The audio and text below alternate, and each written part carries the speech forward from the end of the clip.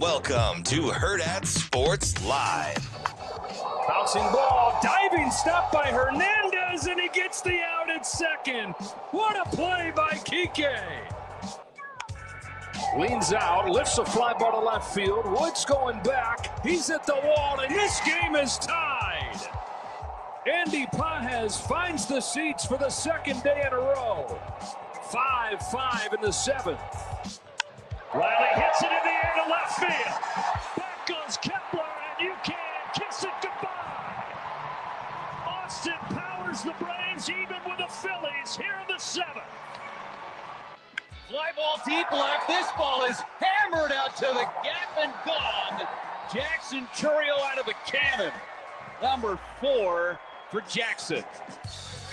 Washut gets inside. Reverse shot right as the runner goes in. He's got 40. Washut steps back, three-pointer. It's good. Rattles it home. 43 points for Doncic. You know, I'm really proud of how, specifically Bryce stood up in front of the team in the film room that day and said, guys, we're doing this thing. We're going to be all in, both feet in, and we're going to go down there to compete for a championship. And that's what we did, and found a way, through some adversity, being down double digits in a couple of those games, and found a way to rally.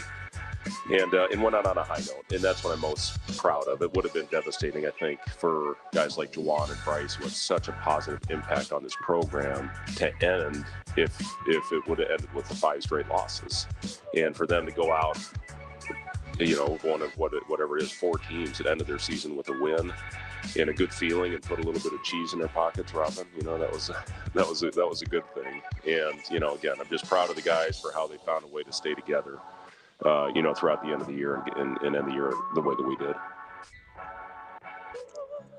Good morning. Welcome into Hurrdat Sports Live, presented by Centris Federal Credit Union. That's DB. I'm Ravi Lulla, just looking for a little cheese in our pockets. What's up, DB? You know me and cheese. You big piece of cheese guy. Hey, listen. Well, sucker for cheese. Yeah, right. How about some cheese? Whatever that's from. So I was watching a movie the other day. Was it any good, yes or no first? Yes.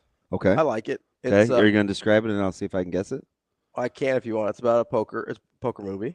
Rounders? Yep. Okay. So. You just on a humbug? Because I feel like you've seen that a lot. It's been a while. It's probably been since I last watched it, like start to finish. It's probably been like 8-10 years, somewhere in there. Since I last saw you. It was a TikTok deal. Whereas it's been a while. Yeah, Stained. Yeah. It's on my algorithm quite a bit. So I was like, you know what? I'm just going to watch it because I like a lot of the scenes. So I was like, whatever. What I had forgotten, though, Edward Norton's character in that movie, I feel like that's your consummate piece of cheese guy. That dude sucks. Like you and Matt Damon in that movie have too much in common. Where you're just like, you keep giving him chances, and like he did something really nice for you one time when you were kids, and now you're like, I'm riding with this guy forever, and he ruins your life. You have no idea how true that is. No, I have a pretty good idea how true it is. He said that guy sucks. He is. He's the worst. Like I do have an ability to hang in. That whole movie doesn't. It's like a 4-minute short. If Matt Damon picks up Worm from prison, and he's just like, all right, best of luck, bud. We'll see you later. The whole thing would have been different. Yeah, the whole movie gone. He'd been in law school still, probably would have graduated, had that nice clerkship. So would he have gotten the girl? Because I still am confused. Spoiler alert. Did he go back and meet the girl? Did they just part at the end? There's part of ways. Are you sure? Yeah, because there's a scene at the end. Well, I know when they're like walking along the street and she goes her. Yeah. And he goes to Vegas. Yeah, but you don't know, like, she may have caught a flight. I mean, it didn't seem like it. Maybe she did. Maybe they, like, reconnected later. You see how she looked back over her shoulder? It was like... I mean, she definitely still had feels for him. Yeah. Because she goes, hey, I'll always be there for you. Right. I get it. They left. But exes can be weird sometimes, I mean, look at the Dallas Mavericks. He cried. Listen, that was awkward. Not the crying, like I get it, but I also feel like it's sort of a dick move on the Mavericks part. Rise and shine, baby. More like rise and grind. What in the world? Where'd you just pull that from? I feel like it's kind of a jerk move. Well, it's cat's out of the bag. I mean, you can go back. I don't need to say it every time. I'm not Solder. I don't have like F-word Tourette's. Which So is he's not to diminish real Tourette's. So he's off the grid, so you can talk about him as much as you want. I mean, I talk about him anyway. It doesn't really matter. Yeah. On the grid, off the grid. Take a dear baby Jesus. You know, no. Man, It was so weird. The Yeah. Luka thing. I'm over it. It was. I need new storylines. I've graduated to the Masters. You graduated? Dude, I'm emotionally drained. This last five, it's about all I got. You ever been? I'm about to go back to. Man, listen. You ever been to an ex's wedding? No, I think she's 0 for 2. That's awkward. I wouldn't. She may invite me. I don't know. Maybe. It's awkward. I've been to an ex's wedding, and it was a high school thing, so it wasn't that serious. So not like a real ex, like it just somebody I used to. Yeah, somebody you hung out with for a while. No. Yeah, it's weird. Yeah, but I'm not like that though. But imagine if you were to go to someone's wedding. Imagine all. I could only imagine it if you had kids. Shane, you've never even had a girlfriend. How would you? You don't Well, even have the opportunity to have an ex. If you had kids and you had to take one of the kids to the wedding, I mean that'd be the only plausible way, wouldn't it? I mean, it's not the only plausible way because some people think they stay friends and stuff, and some people do, and it's weird to like. But imagine you go and then they play a tribute video to you at their wedding. That's basically what happened last night. Yeah. That's odd. Don't do that, Dallas. I'm just trying to think. And then they printed T-shirts or little party favors with your face on them. I don't think I would go to a wedding of anyone where the love was returned. Like now, if it was this unrequited love, like maybe they liked me, but I just wasn't vibing. Yeah, but you guys were cool. Yeah, because they're. I mean, I can think of one or two. Yeah, but it's weird. I maybe. And if you did, I just don't. I wouldn't. I don't stand. I wouldn't get an invite either. That's fair. I just mean like if for some reason you found yourself in that situation and all of a sudden they're playing a video about you at that event, be like, hey, this is pretty strange, guys. So so this is unusual. I shouldn't even say this. There was a. Might as well. Okay. Is anybody gonna get hurt? No. Okay. Well, might as well then. I don't think so. It made me feel awkward though. Sure. So there's a senior deal at the end of the season for the football banquet, and parents get to submit pictures, right? So clearly, there's a past life and there's my current one. Yeah. And one of the pictures she submitted was the three of us at a game. He's like 2. Little kid, yeah. I'm in my head, I'm like, why? You had 2,226 other pictures. And it made me feel very, very awkward in that room. And I probably played it off. Yeah. I just thought it was weird. It's a weird move. It's what's that? The what move? A jerk move? Oh, a dick move. Yeah. Yeah, I don't know if it was like Dick Vitale. With a capital T, baby. It's awesome. That's actually a pretty good Vitale. Just going to character. It's really not bad. He's having a moment. Still traumatized from the lack of a rehearsal yesterday. But yeah, just imagine instead of one picture, it was an entire video. Yeah, no, I'm not like what is. I'm over. And I don't ride like that. It's so weird. I don't ride like that. I just the whole time I'm like, none of this feels right or normal. I'm uncomfortable. I can't imagine what Luka feels like. And what does AD feel like? Yesterday's news. You know what I mean? Total trash. Like when Lawrence Taylor talked about going to South Beach. Down in South Beach, Romy. Totally trash. It's the funniest interview. I just made $1 million. It was the funniest interview ever. This was like 19. You were doing real life. I was 99. No, totally trash. South Beach, Romy. Did you? So, are you okay? Not to go all night, Bird, but in the clip we heard Coach Hoiberg talk about, Juwan and Twice as Nice, and kind of Bryce standing up and rallying the troops. Mm-hmm. That's about what that team needed. Like, did that strike you as hit you any type of way? Or are you just like, nah, a guy that I didn't think, because I know sometimes you question his alpha skills. Yeah, well, so Did it hit? Did it hit? Not really. Yeah. Okay. Because if he was, Bryce is a nice ball player. Listen, I'm not going to stand here for the diminishing of Bryce's attributes and the little subtle omitting slander. No, we're not going to be on that this morning. I'm not trying to slander him. I'm trying to give him. Bryce is a nice player. He's a nice player. He goes for 20 a night in the Big Ten, but it's very mediocre. He's no Ashworth. I'm not saying. Ashworth isn't playing in the NBA either. Let's not do that. Come on. Let's not do that. Come on, man. What are we doing? Duval. Wow. What a weirdo. Duval. Man, that was almost pitch perfect. Who? Charles Ray. Barkley? Yes. Oh. Ray Charles? See. Stevie Wonder. Mm-mm.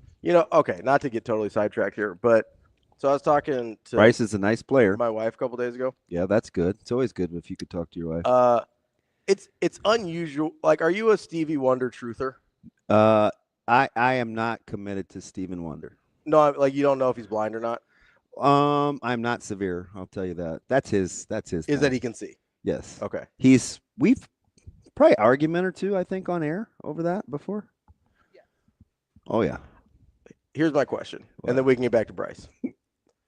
It's unusual that there would be two very famous black blind artists, right? Like, just statistically, when there's basically zero white ones, but there's more white people. Like, statistically, that's an outlier at best, right? Correct. Okay. Like, it seems really odd to me. I've never thought about it in those terms before. Just playing the averages. But there's zero blind white artists, famous white artists, right? Yeah. Natasha brought up Beethoven. I was like, babe, he was deaf and didn't start that way. And he was like 300 years ago. We're talking about two in the last 50 years, 60 years, however old Ray Charles is, right? Yeah. That seems unlikely. How come nobody has ever tried to flinch or jump at him to see if he gets scared? I don't know. Let's do some practice. Let's throw some stuff at him. He's still with us, right, Shane? As far as I know. Oh, we would know because there would have been a huge tribute. I would imagine. Yeah, I feel like there would have been. There is superstition. I'm just riding on the wall. Oh, he's apparently from Ghana. 74 years old. Appears to still be with us. That's it? Yeah. Why did you have to hit me with the stat? No, now I'm like, wow, what are the odds? That's what I mean. It gets in your head. I'm like, wait a second. It's one of those things where it's like, if I had a nickel for every time there was a famous black blind artist, I'd only have 2 nickels. But still, it's weird it happened twice. I'm not going to sit for this Stevie Wonder slander. Like, if you had hosted shows with 2 diabetic Indian co-hosts, that would be a statistical outlier. There's not a lot of us. What is wrong with you? You know what I mean? Yeah. Anyway, so Bryce Williams is a nice ball player. My question about him is, this couldn't have happened before they missed the Big Ten tournament?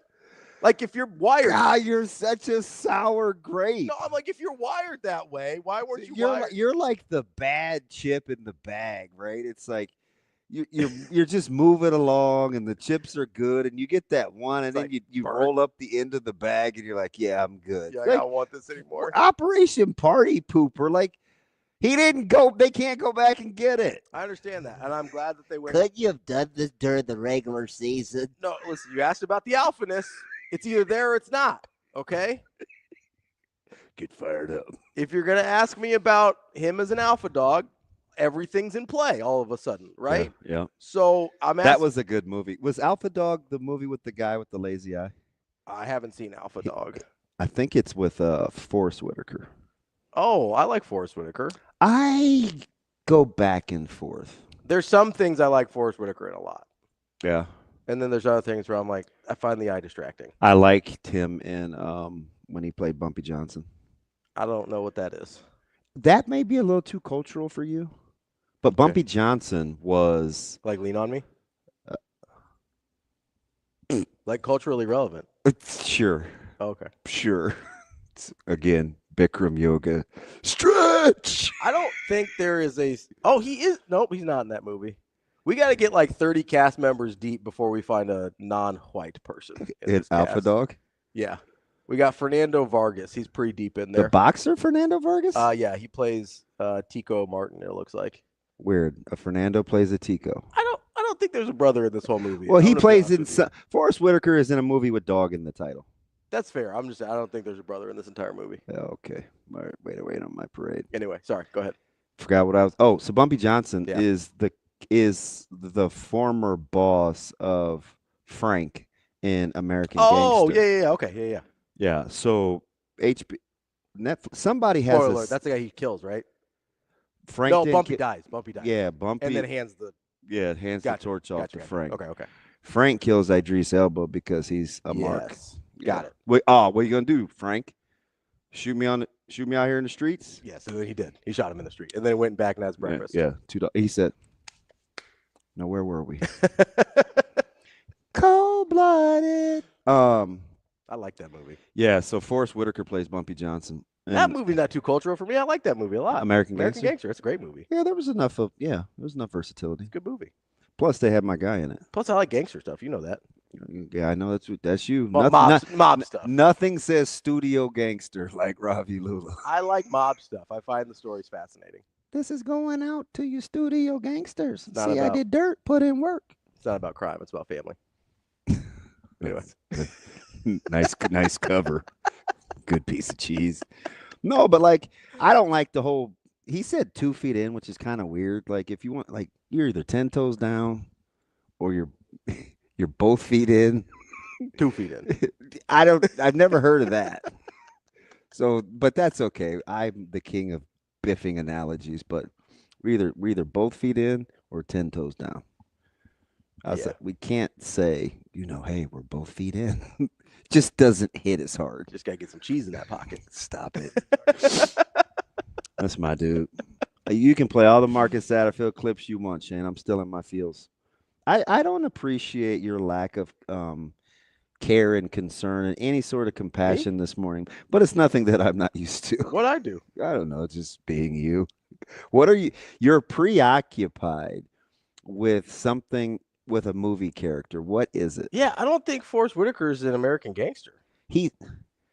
Your ability to comprehend is so poor. This isn't about Forrest Whitaker being an American gangster. Bumpy Johnson was the character in American Gangster that Frank wanted to take the business over for. Conversely, Forrest Whitaker played in a series where he was in fact Bumpy Johnson. That's where I missed you. It was like the. I feel like I'm at home. It was like the No.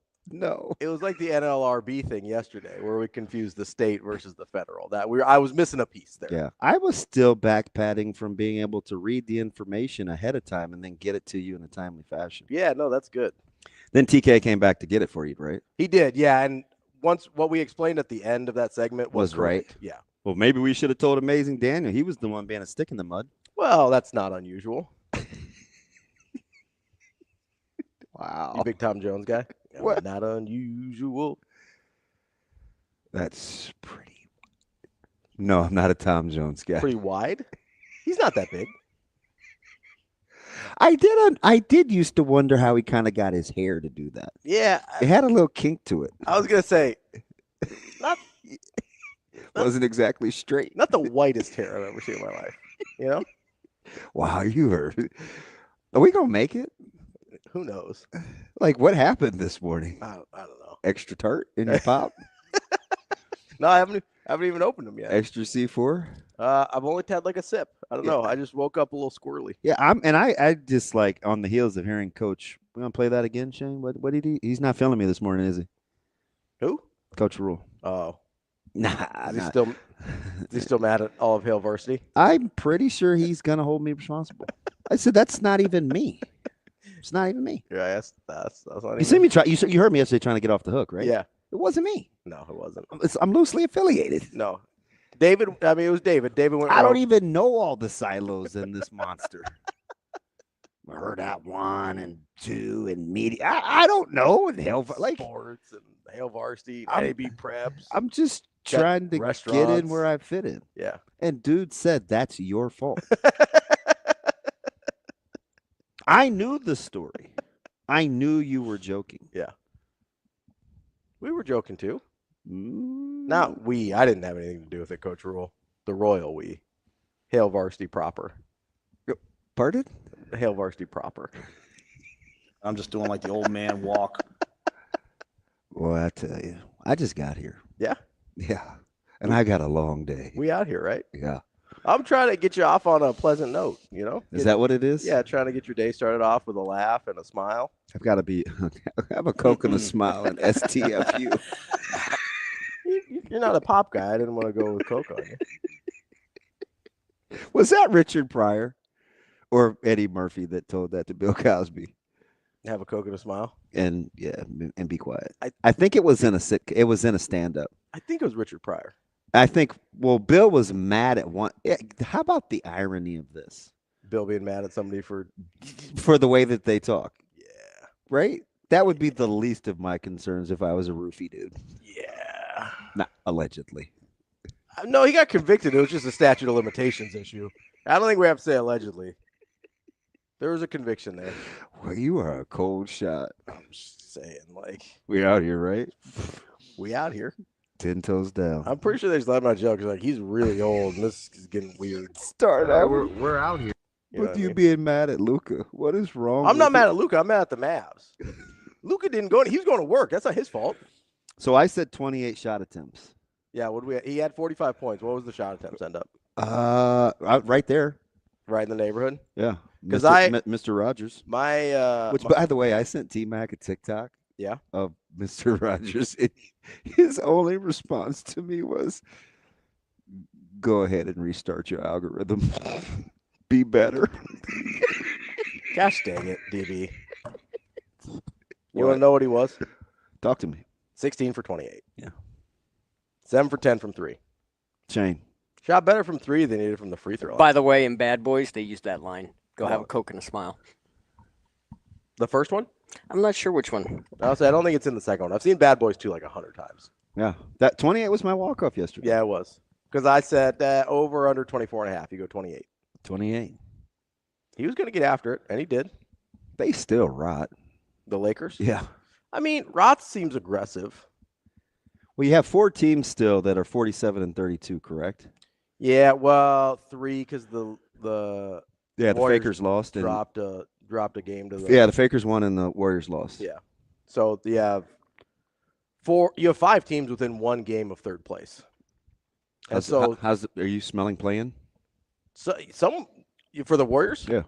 I'm a little nervous. I don't want to end up in the play-in. Yeah. I don't feel. Although, hear me out. Every day I do. Every day I'm hustling. What? So if you end up as the 7, right? You end up playing Houston, which I don't hate. Yeah, they'll just bully you. They will, but in terms of playoff matchups, it's not the worst thing in the world to play Houston. Like, I know everybody's sort of angling to play Denver because they're in shambles. And So apparently Denver doesn't want to win in the postseason? I don't know, but everybody's angling to play Denver, and I was like, Jokic still plays for them, right? And all of a sudden, are they going to rally? Are you buying the fact that the Kroenke they did that No. ahead of time, so they wouldn't make a run in the postseason and had to keep him? No. There's got to be no. I don't buy that as the reason. I don't. Did you not hear Mike Malone 2 weeks ago? Shane, did I send you that clip? You did. Let me get it here. Yeah, the one about him calling people out. Yeah. So I've got it. This was 2 weeks ago. Let's. If you don't know anything, you came in from your planet. You're from where did I say you're from? Uranus. Yeah. And you've seen the Nuggets' success and NBA World Champs a couple years ago, and then you heard their coach say this. Won't hear it. They'll say coach is tripping. And the guys that maybe do really care will because they're not going to go back and watch their minutes because nobody watches their minutes. Nobody watches film. So we'll have to show them the film. Yeah, I mean, it sounds like a guy that's lost the locker room at best. Hey, I'm tripping, I'm sliding, I'm right through. I mean, that is wild. Yeah, to say that out loud. Yeah. I mean, 2 weeks before the playoffs start. Yeah, I mean, as a 4 seed, they're not gonna go back and watch their minutes. I mean, nobody watches film. Nobody's watching film. Yeah, they'll say coach is tripping. Which was funny to hear him say that. Because if he'd have went into character, like if he'd have pulled a Ravi and changed his voice, me, man, they say, no, I'm not even gonna do it. I mean, I could, but you're allowed. Oh, thanks. Well, because you're the one talking about it. They'll say coach is tripping. You brought the segment up. So. He kept it super generic. There was no switching. Man, coach is tripping. See, you can't help yourself. That one I did on purpose. And who was that? I want to know what player that was. Do that again, Ravi. Man, coach is tripping.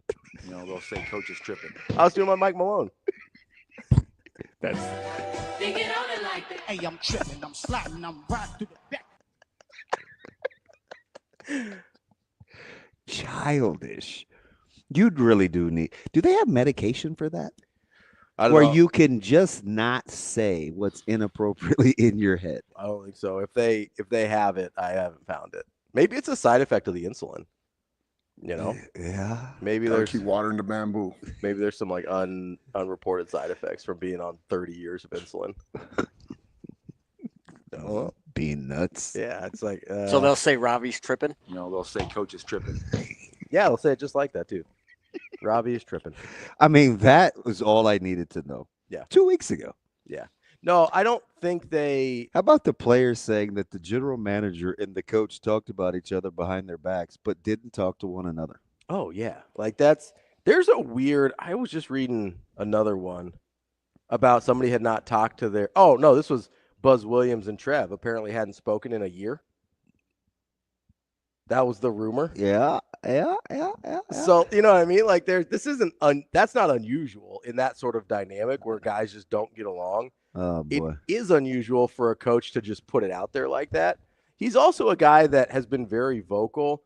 Like when Mike Brown got fired from the Kings, because famously Mike Malone was also fired from the Kings sort of unceremoniously, despite having a good year. He was very vocal about, hey, that's kind of a trash organization and a bad franchise, and they do things like this, and there's a reason they don't win. And not in so many words, but that's basically what he was saying. Love the paraphrase there. Only for the same thing to happen. Airily specific for a guy that said that's not really what he said. I mean, it's what he said, but like I'm not. It's not a direct quote. But like that was the accurate gist of what he was saying. I don't think he specifically called them a trash franchise, is what I mean. But then the exact same thing happened to him basically at Denver after he wins the title. So, like if you have an employee that thinks every boss he's ever had is a jerk. Yeah, at some point it's you. Like it might be a Mike Malone problem. He sure does win a lot. He does. I didn't say he was bad at his job. Now you're going to put this on Malone? No, here's the thing. I don't think he's bad at his job. This dude rides for Cronin, but out on Malone. Okay. No, I don't think I'm out. But okay, first of all, you have to coach college guys and NBA guys differently. If you just go out there and say nobody watches film, like you've probably lost the locker room and it's not coming back. If you're talking to Nikola Jokic, who like just is always thinking about horses. Yeah. And Jamal Murray, who can't stay healthy. And Michael Porter Jr., who. What happened to that little dude? Jamal Murray? No, the horse guy. Going to ride into the little. Lil Nas X? Little corny dude. Yeah. I don't know. He just came and went? I think he's still around. All right. He's out there. On back to your nonsense. This is where the magic happens. I'm going to stab you. We're out here. Don't do that. That's pretty blunt. That would hurt.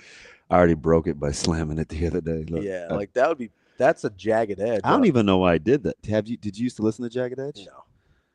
Really? No. Let's get married, baby. Let's get married. Nah. First of all, I got range, man. You never listen to Jagged Edge? I mean, I've heard Jagged Edge, but it was never like in my wheelhouse. Meet me at the altar in your white dress.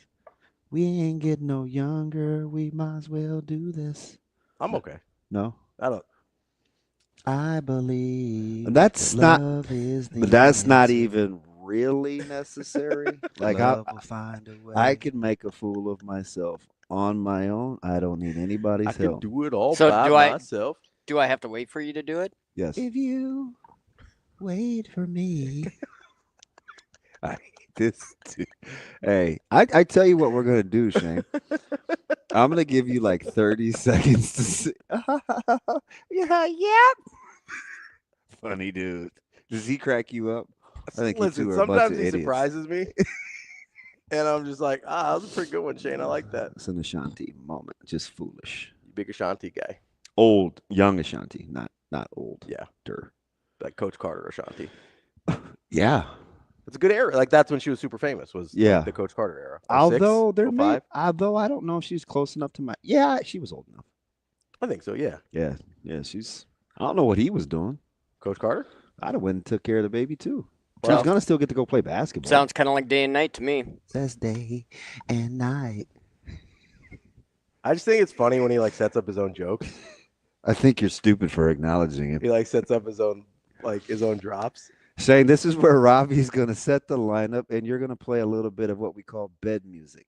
That sounds pretty smooth to me. Thank you. Shoddy. I'm a smooth operator. Not a bad song. I think the shoddy was me. Shoddy. Yeah, that was me for sure. And Smooth Operator was performed by Jagged Edge. Shoddy. No, I'm just kidding. Sade is her name. Yeah, I wasn't She's doing very, very, very good singer. I wasn't back in the day. back in the day. I wasn't doing the artist. I was doing like Oh, I know. like T-Pain. Shoddy. Well aware. Coming up on the show today, 8 o'clock, we got John Rathouz, former PGA caddy. He's going to talk a little Masters with us. I got a little tidbit for you. That's Can't great. Can't wait to drop that knowledge for you. Love your tidbits. That's weird, man, but whatever works. Brian Edwards, Vegas Insider, coming up at 8:45. 9 o'clock, we got Michael Bruntz from Husker 24/7. That's DB. I'm Ravi Lulla. It's Hurrdat Sports Live.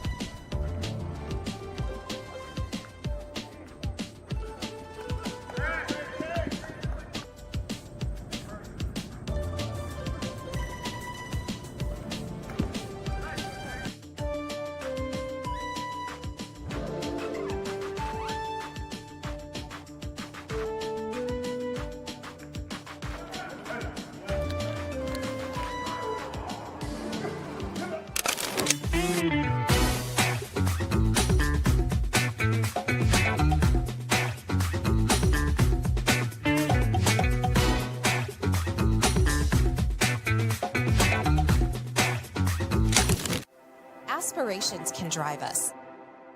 Sometimes a simple gesture is what fuels the pursuit of a dream. When it's time to make your dream a reality, we are here to help.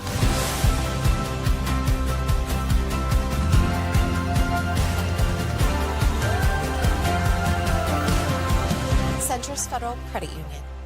We are where you are. Hey everybody, it's Ravi Lulla from Hurrdat Sports here, and I'm reminding you to get down to Hurrdat Sports Bar and Grill because Menu Madness Round 3 has already started. If you haven't been down here yet, make sure you get down and cast your vote because you can win $100 or $50 gift cards here from Hurrdat Sports Bar and Grill. So make sure you get down here, watch your teams, and vote to win.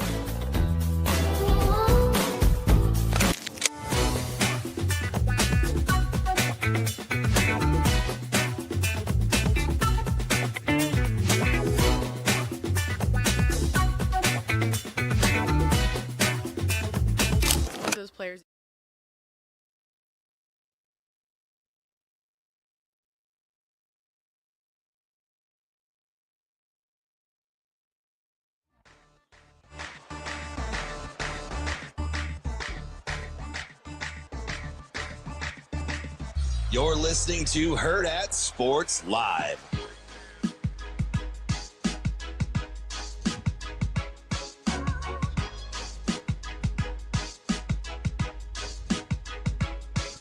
Welcome back, Hurrdat Sports Live. That's DB. I'm Ravi Lulla here at Hurrdat Sports Bar and Grill, where you can come out and register to win a prize pack for the Masters this week.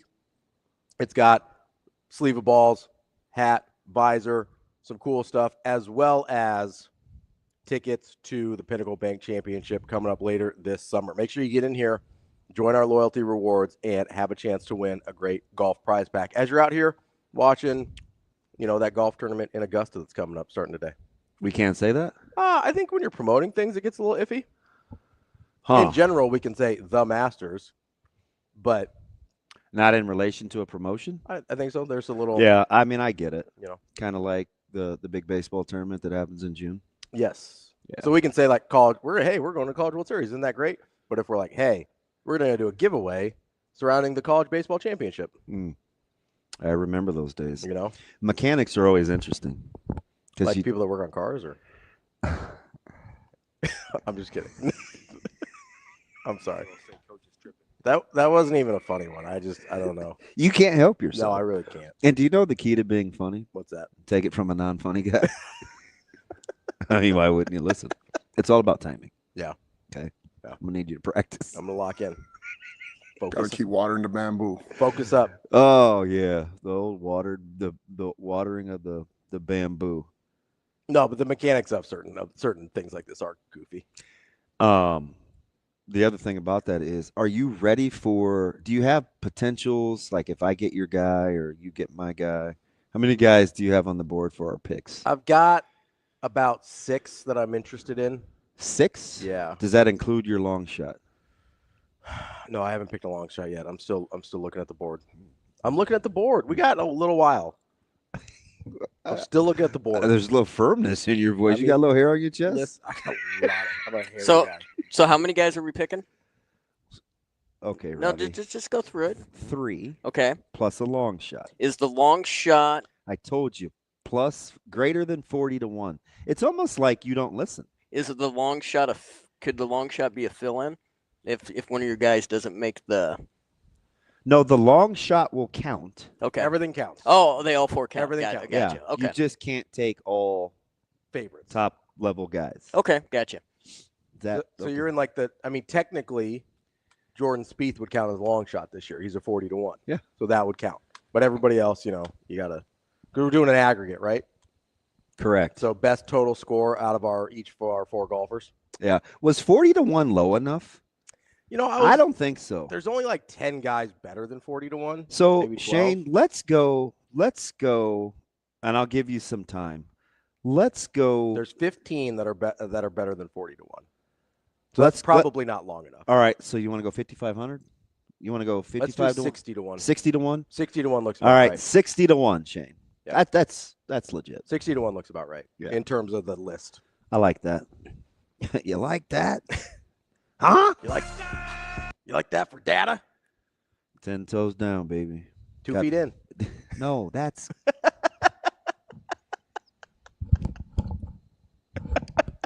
No, it's Fred. Fred said that. He said, gotta have 2. Did he say? Yeah, he said 2. 2. I said both. Gotta have 2 feet. Jump in with both feet. Got both feet in. Got 10 toes down. That's all right. I'm not gonna hate on the cool points. He's still my guy. He's got that cheddar in his pocket. That cheese. He got cheese in his pocket. They'll say coach is tripping. You don't get any cool points. They say coach is tripping. Stop talking like that. Wait, so you don't want me to talk the other way? What's the other way?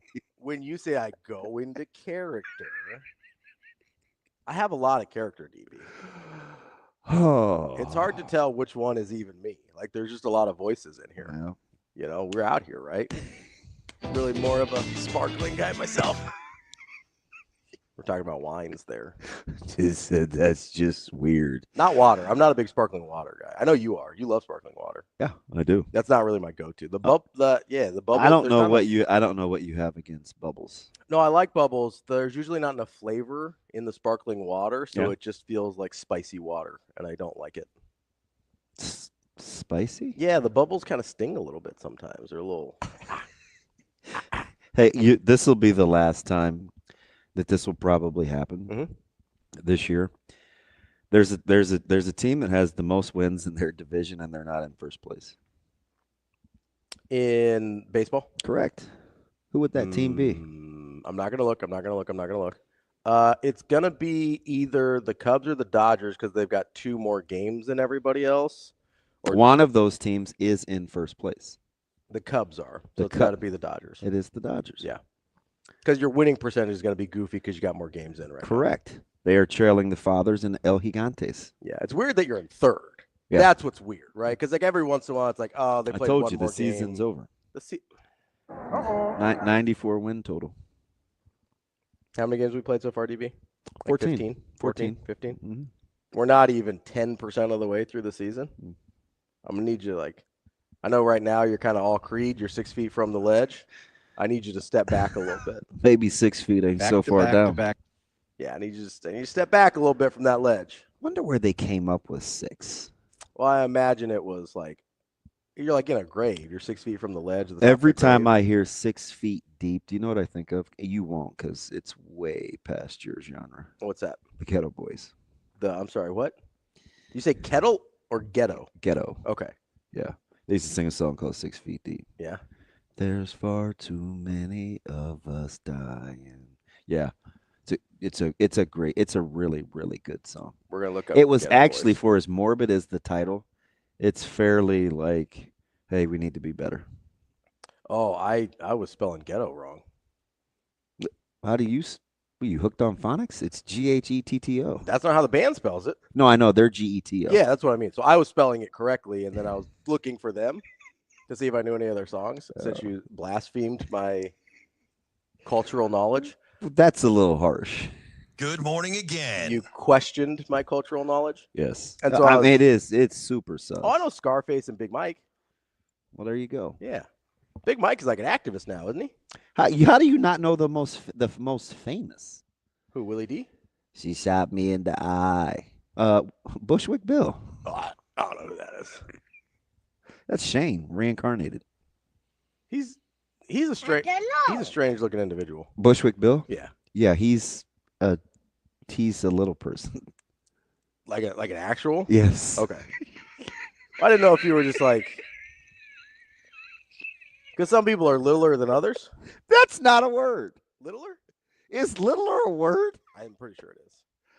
Littler? Yeah. Why don't you just say smaller? Littler? Littler? Who says littler? I think littler is a word. I'm not going to take you to task. I just wouldn't use it. It sounded weird. So there's some people that are smaller than others, and then there's actual little people, which I believe is the term that they prefer to go by at this point. I don't think so. You don't think so? Well, I have to ask, but never mind. Oh, that's cold-blooded. I don't know. This is why you need to watch the show, because there's some visual stuff that you might miss out over that. I don't even think you could do that. What? I was just seeing if you had any drops for us. Got him! On this particular subject. Like if littler is a word or not. I don't. But Bushwick Bill is an actual, whatever the proper term is. Yes. Not full-grown person. Full size. Correct. Fun-sized? I don't think that's what you call them either. That's candy bars. I do have a drop for it. People love the long shots. I don't think that applies here. That'll apply later when we're doing Masters picks, 60-1 or better. No, I'm not familiar with Bushwick Bill.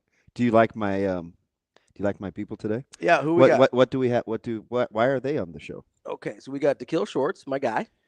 So what is it with your affinity with Coach Shorts? Let's start there. I just like him. He seems cool. He seems like, and I don't mean cool as like I want to hang out with him. He seems like a cool customer. Like he's. You did love his interviews. Yeah, I thought he did really well in the presser. He seemed very pressure-ish. He seemed like measured, but not withholding necessarily, and that's hard to do. That's a fine line to walk. And you know me, I'm very hard on coaches and pressers because I think they should be better.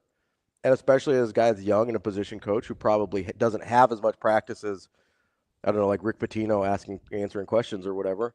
I was impressed. I thought he did a really good job. I thought he told us stuff without revealing too much, but he was also like he kept it in the wheelhouse of what he wanted to talk about and didn't seem flustered, despite the fact that this is a much different type of job than he had at Kentucky. You know, like Nebraska, like if he was an assistant basketball coach at Kentucky, he'd have a better sense of what Nebraska football is than what he came from. So I just thought it was good. Yeah, I do like the way, at least on the surface. I don't know enough to be hanging out in the hallways and stuff, but I do like the way they interact, and I think that's part of it, right? He doesn't need to be micromanaged because he's clearly aware of what Coach Holgerson wants, and when you put that against or with Donnie and Marcus and EJ, like it's a well-oiled unit. Now, how good they'll be, I don't know, but I think the fit, because right now it's really important. I'm going to keep harping on that because when games actually are played and poop hits the fan, and you're operating in controlled chaos. Remember, you got to lock in, stay locked, and move.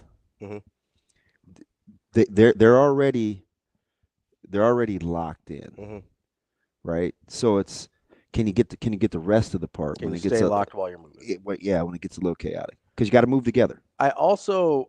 This came It's later. Tough big boy conference. This came later, but I do think there's something about a guy, and maybe it's the self-awareness of it or whatever, but a guy that can have his boss say, when did you know DeKiel was going to be a coach? It says, when he ran a 4.7, and like you're cool with that guy, and you have a relationship where that's it seems like that's the type of relationship that him and Dana have. I think there's a good chance you're going to be able to weather some stuff, right? Because DeKiel Shorts had a productive career as a college player. And for his coach to just be like, yeah, I knew that wasn't going to work out in the NFL pretty casually when that I'm sure was a dream of his. Like you had to be pretty happy to hear your guys your boy Bonner's name brought up. I was really happy. I was really happy. This is like 2.5 years now. I was really happy when Mitch brought him up yesterday. I also you have been a big Bonner guy. I have. I think he's really talented. I think they haven't really figured out a good way to use him. But every time he touches the ball, almost something good happens. Yeah. Like anytime they've figured out a way to get him the ball, it's been productive and it's looked, I think, impressive. And so I don't know if he's a true wide receiver. I don't know if, I know Dana's used H-backs and stuff a lot in the past. I think that's more of a Heinrich role, but I don't know if Bonner gets used in some of those situations as well. But I think if he's able to find the right spot for him, Janiran Bonner can be really good. I've seen enough out of him in whatever limited sample size that I think that dude's a really good football player. And that's one of those guys that wouldn't surprise me if never really clicks at Nebraska for whatever reason, but then signs on as an undrafted free agent somewhere and just sticks around for 5, 6, 7 years because he's a good football player, right? There's guys like Janiran Bonner that Bill Belichick used to find all the time. They're like, didn't really do anything in college, or he was playing lacrosse or something, or he was a quarterback at Kent State, but he's a really good football player. We'll figure it out. That's how Janiran Bonner strikes to me. Like, you have to find a way to use that guy. And I just think sometimes you have to just go through it like that, where it's not always. I also like that he stuck it out. Yeah, it's just not always rainbow. Did you hear? I was gonna say it's not always rainbows and butterflies. Did you hear Justin Fields talk about how his perspective changed after being benched in Pittsburgh? Like sometimes you don't want people to have. This is really why you parent too. At least for me, right? You want your offsprings to be better than you, and so you love them hard, so they don't have to go through what you went through. But there's this crazy fine line where sometimes you just have to go through it so you can come out of the back end. Yeah. Right. You don't want them to fail, but they sort of need to. Yeah, we're so protective of it, right? We get them out of every little situation. Sometimes it's just like, hey, man, you got to own that one. I know. And he talked about how being benched, like he just grew up. There was actually, it's funny that you bring up parenting there, because there was actually a study about parents that allowed more leeway for their kids to fail, and they didn't like bail them out of situations all the time. And if you can sort of control the chaos around it so they're not actually in danger, but you don't bail, like you let them figure things out, those kids end up being way more productive in the long run than kids that the minute that they get into trouble, their parents bail them out. But I also understand, and this is, again, part of the reason I never wanted to be a parent, is because I don't think I'd be very good at this, amongst other things. But I wouldn't be good at watching someone I care about struggle. Right. Like that's really hard. Oh, yeah. So the only thing that I think is worse than that. What's that? This is a little, but this can apply to teacher, student. It can apply to coach, player. The only thing worse than watching someone struggle is when you love someone or have a tremendous amount of admiration for someone, and they go out of their way to root on failure. Like the self-sabotage? No, towards you. Oh, gotcha. Yeah, okay. Right, where see, you'll see it. You can see it sometimes in relationships. It's like, wait a minute, why would you treat me like this intentionally? Right? Yeah. Or a student may have a teacher like it's their idol, and this teacher's like, you know what, Mark? I don't know if school's for you. Yeah. Right. It's just crushing, right? Yeah. So that's really the only. Sometimes players believe in coaches so much, and coaches just won't give them a shot, right? Yeah. Why don't you believe in me? Yeah. Why don't you believe in me? And coaches have to go through that all the time. So that's really, really hard. Yeah. And it's really, those records are crazy. It's really the only comp that I can think of when it comes to, if you want to grow and have growth to be productive, those two feelings are, try to avoid them if you can. Yeah, but there is the feeling of like watching guys struggle is something you can't really avoid. Like you do need to watch people struggle and go through it at some point. I joke about it now, but I was fully prepared. This is just the dad, right? I was fully prepared to have Caleb pick the wrong school. Yeah.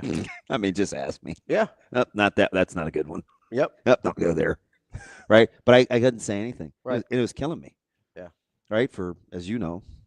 Yeah. 5, 6. A long time. Yeah. A while. So, yeah, that stuff is hard. Yeah. That stuff is hard.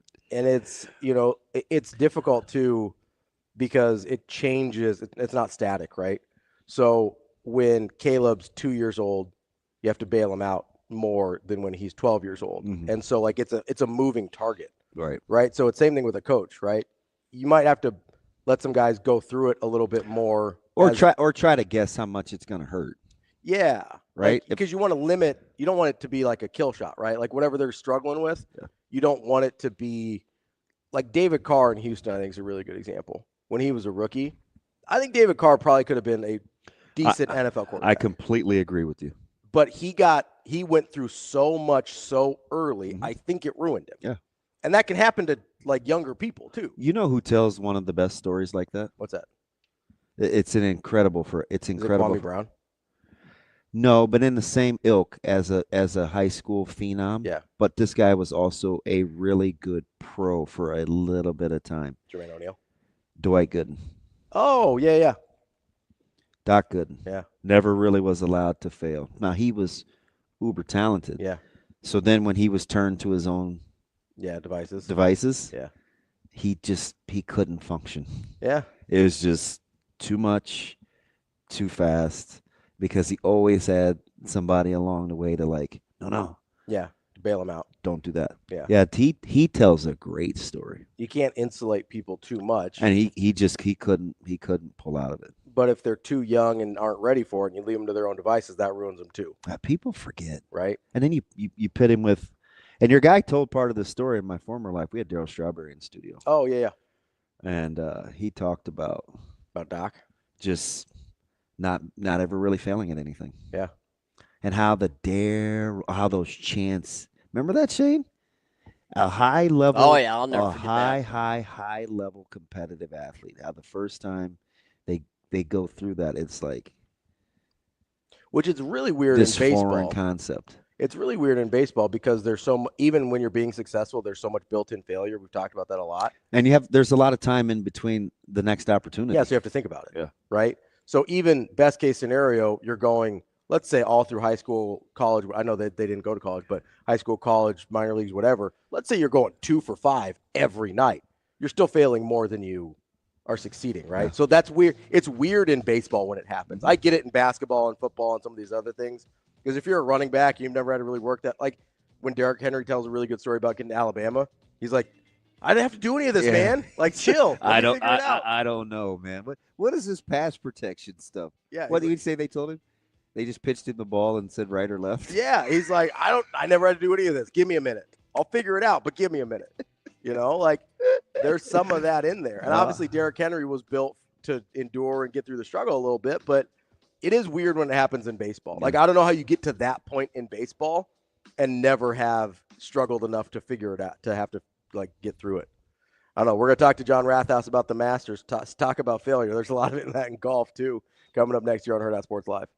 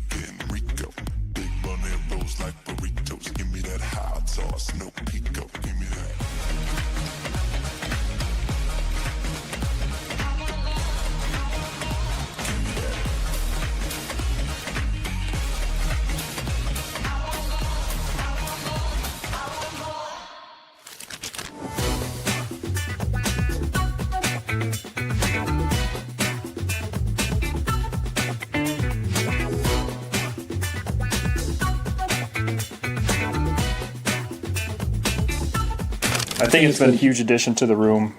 He's a veteran. He's played a lot of football, knows the game at a high level, obviously learning the system that we're doing here, but great addition to the room, really good for the younger players, great experience. What do you like about him just as a player? Obviously the intangible things, but like as you've seen him practice. Yeah, I think number one is the high football character and the high football IQ that he has, and that came with his veteran, playing the game a lot, right? So he's got experience, and he's a tackling machine. I mean, he's had over 100 tackles the last few years prior to him being here. So just that experience that he has, really good football player, smart football player. He's a leader. Obviously, still things to improve on, as do all the guys, but he's doing a really nice job.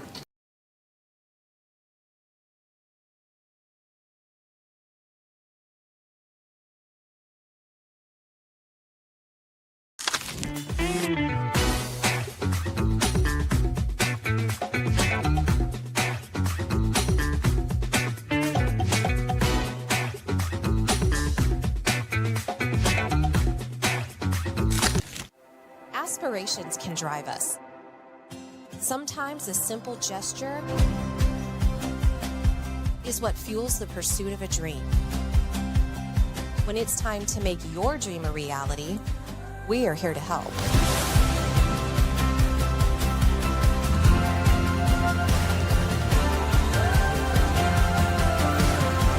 Centris Federal Credit Union. We are where you are.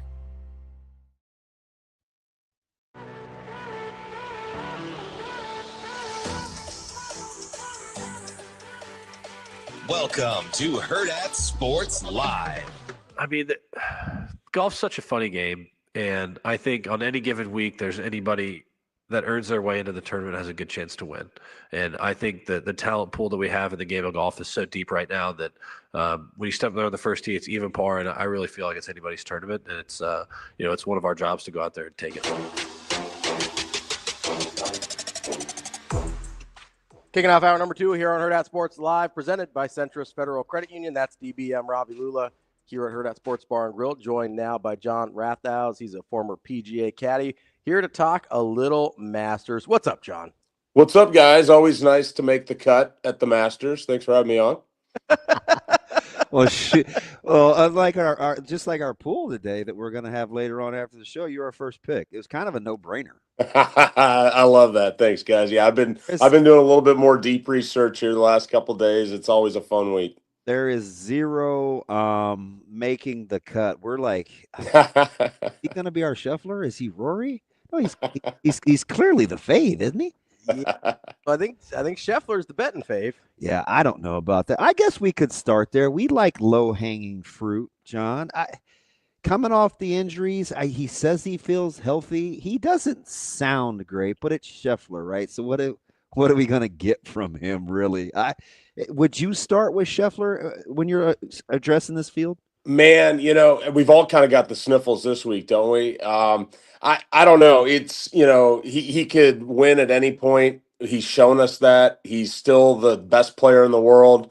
Rory's nipping at his heels. He's won twice already this year. Scotty hasn't won yet, the slow start with the injury. So, when you start looking at the odds of, winning 3 Masters in 4 years, that really doesn't happen. And so, if you just kind of dismiss it that way and say, I don't know if he's going to keep sustaining that level of success, then for me personally, it's okay to not talk about Scotty too much this week. He could go prove us all wrong. I'm more focused on Rory, but that's kind of how I am every year here. So, John, I heard this little stat about Rory, and you can tell me if it means what I think it means or not, right? So I heard that typically Rory's advantage comes off the tee in terms of where he gains the most strokes. And I believe last year that percentage was 51%. This year it's actually down to 37, I think. Yet he's still leading the tour in driving. Does that mean that he's just gotten that much better everywhere else, or am I reading that wrong? No, yeah, I saw that same stat, Ravi, and those guys at Live From just crush it, every night. They're really good. I've had Paul McGinley on my podcast, and he does a great job, and so does Brandel and Rich Lerner. And so, I think they're just illustrating there how much more of a complete player that he is now than he used to be. So that's certainly going to come in handy this week, where it's just kind of a true test of, everything in your bag, particularly your short game. And I think one interesting thing they made, the same point there last year, which is really under the radar, was a little bit news to me because I haven't been following this closely, but he changed his golf ball in the offseason. Oh, okay. So he's got a ball that it spins a little bit more, kind of more like a ball Tiger would like to play. And it's kind of forced him to become a better wedge player, which has always been an issue for him in the past. It gives him a little bit more flexibility to move the ball around. So I thought that was kind of a sneaky, cool fact that's contributed to some of his success this year. John, let me ask you something. It's, excuse me, it's rare that in this stage of someone's career that's been as good as Rory without the signature big win since whatever it is, 14 maybe. Yeah.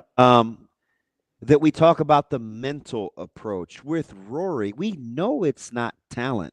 So why do you think he gets the benefit of the doubt this late in an already successful career emotionally? Yeah.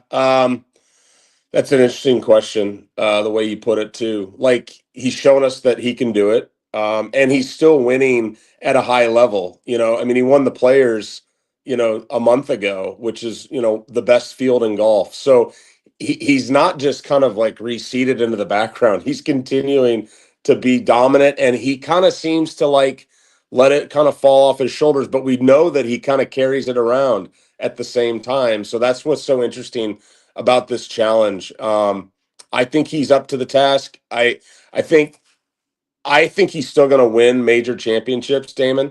Yep. I think I would probably like him a little bit more this week if he had already kind of knocked off a major somewhere else.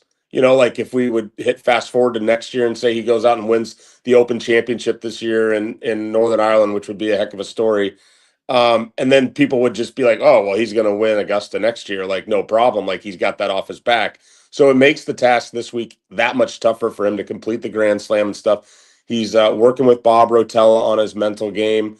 He's got his faithful caddy by his side. He seems to be in a good place compared to previous years. So he seems to be the most equipped that he's been to handle this situation. That one with Bryson last summer was real tough on him. John, as you're sort of handicapping the field, how much value do you put in guys that have done it before or done it recently in terms of majors, but also wins versus, hey, they're finishing top 5, top 10 consistently? I know there's not a huge difference in terms of level of play between, say, a top 5 finish and a win, but it seems like we put a lot of stock in those extra couple spots. Like, how do you see that? Yeah, it seems like, when you look back over the history of who wins this tournament this week, it often goes to guys that have won in this calendar year. So that is worth a lot. And often times goes to guys that have played well at Augusta before too. So those are two huge factors. I think a lot of times it's easy to just maybe even do a full calendar year reflection and go look at last year's majors and who finished in the top 10, and then maybe cash to win in some other tournament along the way. And those are the guys that really show up with a ton of confidence. So I like to reflect back to last year's majors, see who finished in the top 10, top 5, maybe even it's a guy that hasn't won a major before and then has some wins under his belt or a win under his belt in the last calendar year. Even better if you've done it in the spring and you're coming in, kind of starting to peak. So those are all important in terms of putting on the green jacket this week.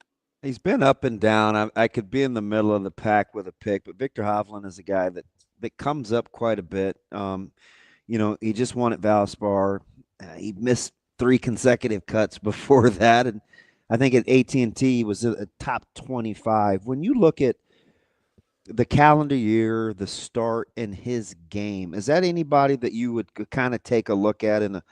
Listen, it's 7-8 guys making picks. There's golfers. You get a long shot at. Is Hovland a guy that you would take a look at? He wasn't on my radar as much, and I don't think he was on anybody's radar, really for the year until he kind of came out of nowhere and won, which he's capable of doing. He's one of the best players in the world. I think, his weakness, lies in the things that Augusta rewards the most, right? And we've seen some examples in the past of guys that maybe aren't the best putters winning here because they just rely on their ball striking and their short game. And the thing with the knock on Victor is that the short game is not world class and it's a little bit inconsistent. And so you can get away with that for 2-3 rounds, but you get a dicey chip on a Sunday afternoon with the Masters on the line, are you going to be able to kind of knock it up in there to tap in range or give yourself a good look? So I think that's the problem, with a guy like Victor. Now he could come out hitting the ball amazing and have a good week with the putter and run away with the thing. Now I think that would be the scenario for him. So I'm not as high on him this week, but I wouldn't be surprised to see him get in the mix. These two yahoos are going to laugh at me because I went back to the well. And it's not because my sister was a Cal Berkeley professor at one point either. Do I go back to the Colin well? Yeah. I think you should. I mean, he's playing as good as anyone right now, and he has played as good as anyone in this tournament the last 3 years. So putting. So you scared me again. I talked about putting. Yeah. Well, with regards to Hovland, and I know sometimes with him it's the blade down the stretch, and it's like, Come on, just help me out here, Colin. There's some interesting guys, though, Damon, that, like, for whatever reason, they show up at the Masters and they vibe with the greens. There's another guy that's kind of deeper down that list, like a Corey Connors. Like, he's not a great putter, and he's got a feel for this place for whatever reason, and he's a tournament winner. He should be on your radar. So I think Colin knows how to handle these greens this week, and so I think he's a great pick. I mean, obviously, there's other people on him, and like he's one of the top like 4 favorites. So in terms of a return on your investment, that's not going to be as significant, but I definitely could see him winning. John, as you kind of look at the field and you see who people are talking about and who people are high on, who's a guy that you think their game fits Augusta that isn't getting a lot of run right now? I mean, the one for me is Justin Thomas. And he's a ball striker. He's got an amazing short game. So he's the one that kind of wasn't really on my radar a lot heading into this. And then when I kind of started looking at, some of the trends and possibilities, he really popped. He hasn't won this year. He's been knocking on the door. He finished second at that Valspar. So he doesn't have that calendar year win. But man, is he playing good. Interesting storyline with him this week is like his caddy, the Reverend Matt Minister, great caddy, spent a long time with Patrick Cantley, injured his back on Monday. And so he says, hey, man, I can't do it this week. So what does JT do? But he picks up the phone and calls the guy that's best friends with Max Homa that just spent 10 years with him, and they just parted ways. And now Joe Griner comes out of the bullpen on a Monday to start caddying for Justin Thomas this week. So that's an interesting little caddy storyline to keep an eye on as the week unfolds. Now, let me ask you something, especially with regards to JT's personality, because I think he only has the PGA under his belt in terms of and he's got 2. He's got a PGA, maybe 2 PGAs. I know he's got 2 majors because he won it. Where up in Wisconsin, I think, and then he also won at Southern Hills, 17 and 22. So okay, so along those lines, is it good? I've got a producer over here that brought up Justin Thomas yesterday, and I kind of gave him this smile, like I don't even know how much Justin enjoys the moment sometimes, because you feel like when you watch his game, you listen to his personality, he apparently works pretty hard at his craft. Does a new caddy maybe, I don't know, lighten the load a little for how his game fits Augusta, and maybe if he feels pressure or no? Yeah, I think what it does usually, especially when the caddy knows what he's doing, is he'll know when to step in, Joe, if he needs him. And if JT asks a question, he's going to have an answer because he's got some experience around there. So he knows his personality. So those are all great things. But what it does for Justin is it kind of puts the onus back on him. He has to take ownership of the situation. And it's like not in a way like he's forced to do it, but like it works. You know what I'm saying? Like it's like, hey man, you're the golfer, you're the one hitting the shots. You actually know what you're doing. You've got the goods. You don't need to like lean on your caddy as much. It's on you. And sometimes that brings out the best in guys. John, I've always been curious with your background as a caddy and just sort of your relationship to the golf world. Like, how do you watch the Masters? How is that different from me and DB sitting down on the couch over the weekend and watching that? Like, how do you consume that? Yeah, that's an interesting question. Like I always tell people, if you get a chance to go, that's amazing, and you go, right? And that changes your viewing experience when you then watch it on TV the next time. So that's one factor for people that have had the opportunity to go. Makes the golf course and kind of the picture comes together. So that's something that I have going.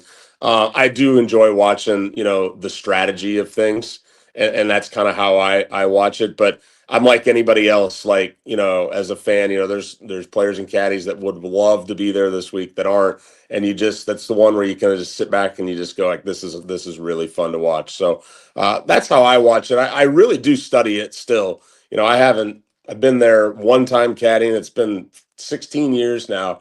And you never know when you might get a phone call or get a chance to get there again. But at the same time, it's like, I just like to kind of amass information on that place. I just find it kind of like a nice little audit of a college course for myself. So I'm looking at, part of the picks we get is anybody that's 60 to 1 or greater. Yep. as a long shot. Does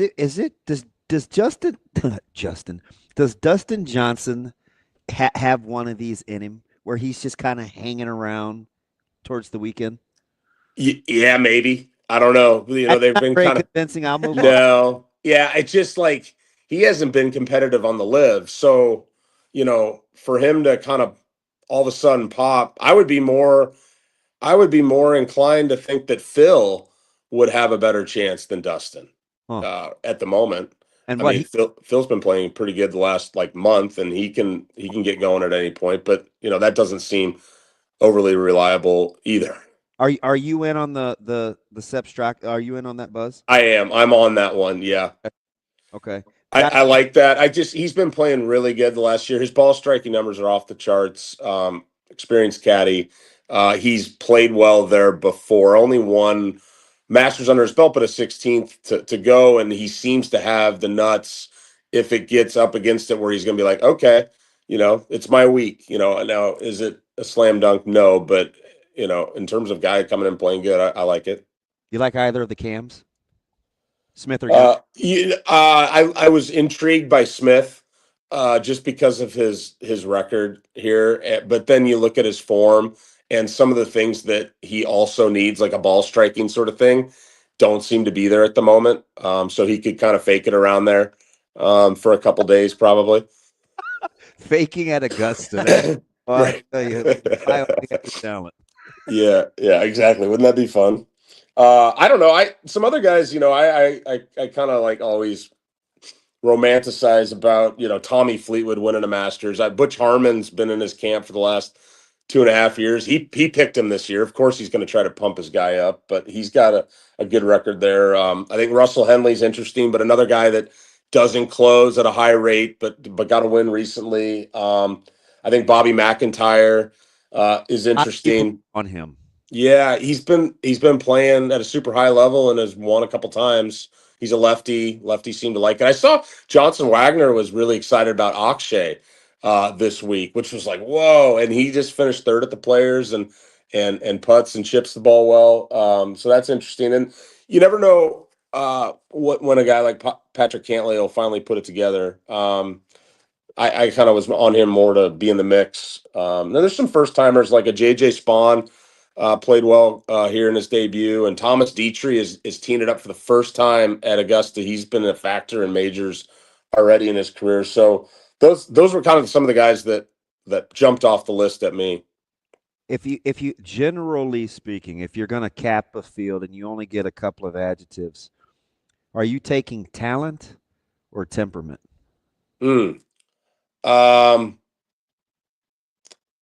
Yeah. Well, I would say talent. Yeah. It's just a lot more easy to look at who's going to actually possibly be in the mix based on talent. And then of those guys, who's got the temperament to get it done. I know a lot of people like Russell Henley as the dark horse. Yeah. The luck broke his way finally. I think if you look at him statistically, people are like, you can't be that unlucky. He's putting so well right now. His caddy is a tremendous putter himself. Good caddy. Had a major win with Jimmy Walker. They're really vibing right now. But gosh, Damon, you love to study that. Ravi, you too. When you get on the back nine and you start, thinking about the responsibility of putting that jacket on and pushing that trophy up in the air and all that comes with it. That's why dudes can't handle it. Temperament. I know. Something happens on Sundays in the afternoon. John, yeah. There's a guy that's been talked about a lot. His odds are pretty good. We haven't mentioned him yet here today. Bryson? Ludwig Oberg. Where is he at for you, and what are his chances? Because he's minus money to make top 20. He's he's under 20-1 odds to win the thing. How do you feel about Ludwig? Yeah, he came out and finished second in his debut last year, and he's gonna win a Masters in his career. Absolutely. That guy's so good, and his temperament is amazing, isn't it? Just how he views things and handles things. And obviously he's a young guy that doesn't have any scar tissue yet. So this is the time to get cooking. He's been a little inconsistent this year. So I think that's where people maybe wouldn't like quite have him as high on their radar, but wouldn't surprise me one bit for sure. All right, who you going with, John? Yeah, I mean, I'm gonna go Rory, and I'm gonna go JT. Those will be my two ride or dies this week. Got a to dark? get it done. Yeah, dark horse. That's a little further down the board. That I think actually would be okay with the situation on Sunday. I'll say Corey Connors. Was it right to have this conversation and not talk about Shoffley? Yeah, I think it's fair. I mean, he did have some amazing ball striking numbers at Valspar, I believe. And he admittedly is like, hey, I'm inconsistent right now. I'm coming back from this injury. But that was nice to see. And then his putter's been his weak point, which is normally his strong point. So he's a guy that, could sneak in there and be like, he's another guy that probably will win a Masters in his career. So I'm gonna have to get over my love fest with him because he's my favorite non-Tiger golfer. But that's a great one to like. I almost Damon. picked Jason Day because J Day. Yeah. I got his Malbon hat on right now, man. He's styling, walking down the fairways. I'll be excited to see what he's wearing this week. But he hasn't played. He's been okay. I'm just thinking, God, do I give him one more shot? I don't think he can hold up over 4 days. That's the thing. Like, if you go look at these guys' records, and they're amazing records, right? Top 10s, top 5s. His kind of like bleeds out a little bit more recently. Like, you look at like times that they've actually broken 70 and stuff like that, and how they've like put their tournaments together. Like, hey, I backdoored a top 10 versus like I had a chance to win. Like, those are the trends that I feel like usually continue. And someone might knock a hole in Rory and be like, well, why are you picking Rory then? So I think Rory's at a different point in his career. Jason's a little older. He's still highly competitive, really good, having a decent go of it the last year or so. So, he can definitely be a factor. But like same thing for like Justin Rose, right? And Jason Day. He's a little bit older, but it's like always shows up. Is he going to get it done? And it's like maybe it's not in the cards. So it's probably easier for me, like when I'm looking at that, like I'm with you. It's like, oh, why not J Day? Like it's easier for me to get off that train these days than it is to stay on it. That's John Rathouz, former PGA Academy podcast. Quiet, please. John, we appreciate the time as always. Enjoy the weekend. Thanks, John. Yeah, you too. Thanks for having me on, guys. That's John Rathouz. We will talk to Robin Washut coming up next. There's some Nebraska ball things going on. Yeah, filling out a roster quickly. They were going to need a lot of guys, and they're putting them together. That's DB. I'm Ravi. Lulla. More Hurrdat Sports Live coming up next.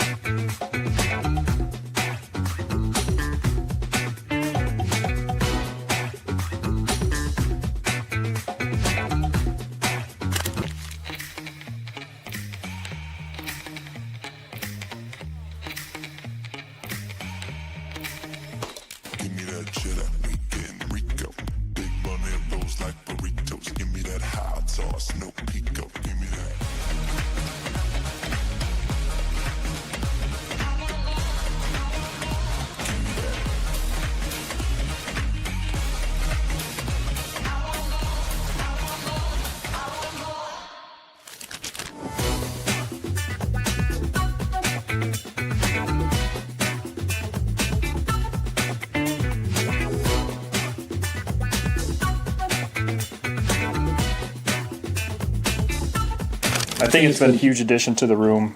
He's a veteran. He's played a lot of football, knows the game at a high level, obviously learning the system that we're doing here, but great addition to the room, really good for the younger players, great experience. What do you like about him just as a player? Obviously the intangible things, but like as you've seen him practice. Yeah, I think number one is the high football character and the high football IQ that he has, and that came with his veteran, playing the game a lot, right? So he's got experience, and he's a tackling machine. I mean, he's had over 100 tackles the last few years prior to him being here. So just that experience that he has, really good football player, smart football player. He's a leader. Obviously, still things to improve on, as do all the guys, but he's doing a really nice job.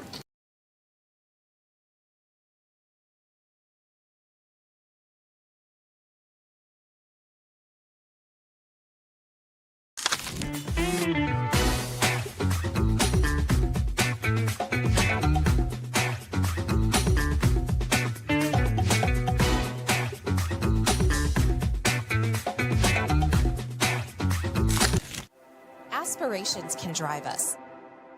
Sometimes a simple gesture is what fuels the pursuit of a dream. When it's time to make your dream a reality, we are here to help.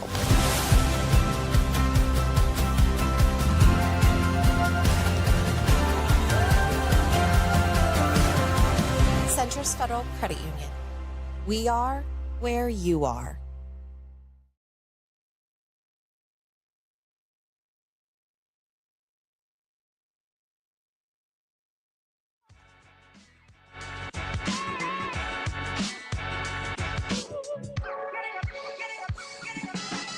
You're listening to Hurrdat Sports Live.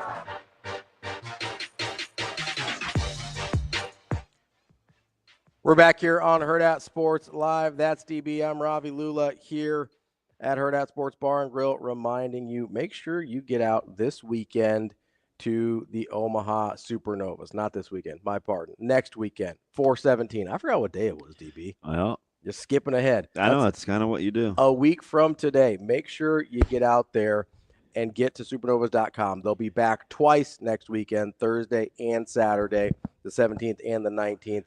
Get your chance. We're running out of opportunities to see your Omaha Supernovas this season. It's coming to an end faster than you realize. Get to supernovas.com for tickets. It's kind of funny off air there, DB. We're going to talk to Robin Washut here about Nebraska basketball. But as we kind of were recapping our segment with John, we just kept coming up with guys like, oh, we didn't talk about this guy. We didn't talk about this guy. It's strange how many guys have a chance to be in it. Yeah. You said 30. I said 20. It's probably 25 to 30, I'm guessing. Probably. And if you go. I mean, no Ram. And I said to win. No Ram, no Kepka, no Matsuyama. How many guys do you think can finish in the top 5? Because that number's huge. Oh, I know. Right?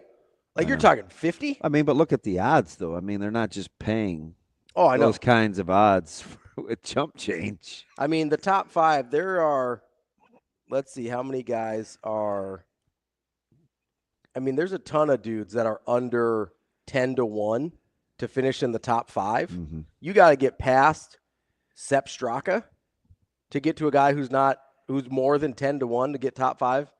To get a top 5 finish. It's highly competitive. And so you're talking about anybody, and that's our line for the winner, 60 to 1 at Sepp Straka.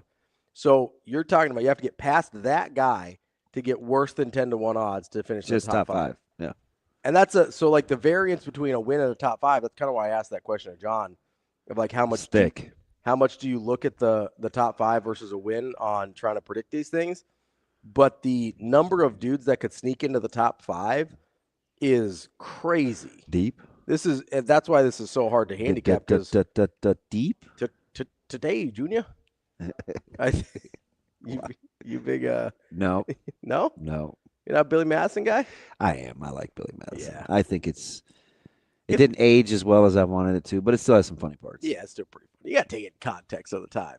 Just like the context of the times we're in with Nebraska basketball. That's why we got to talk to Robin Washut. Robin, how are you this morning? Doing well. How are you guys? Good, bro. Ooh, so subdued. There's those melatones. Robin, are you a big Masters guy?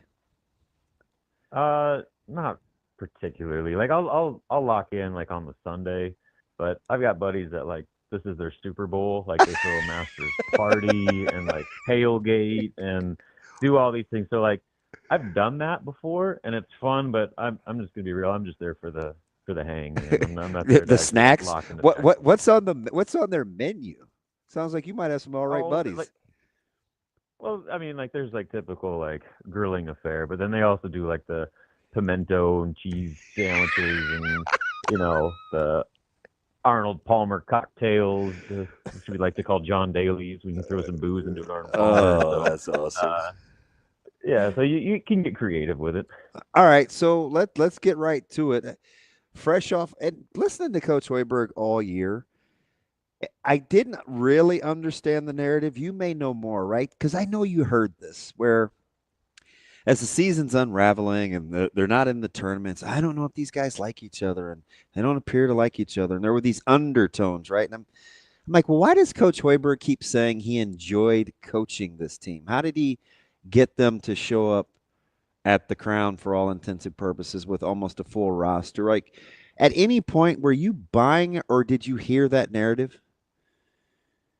I mean, yeah, I heard it, and I guess it makes sense because a lot of times team chemistry isn't that great when you're on an extended losing streak, and they had a few of them. And when times are tough, it's not all happy, good vibes, everybody's best buddies. People are trying to figure out what's going on. And if a guy's struggling, then, there might just be inherent resentment. Like, come on, man, I'm doing all I can and I need help. Like there's stuff like that goes on with losing.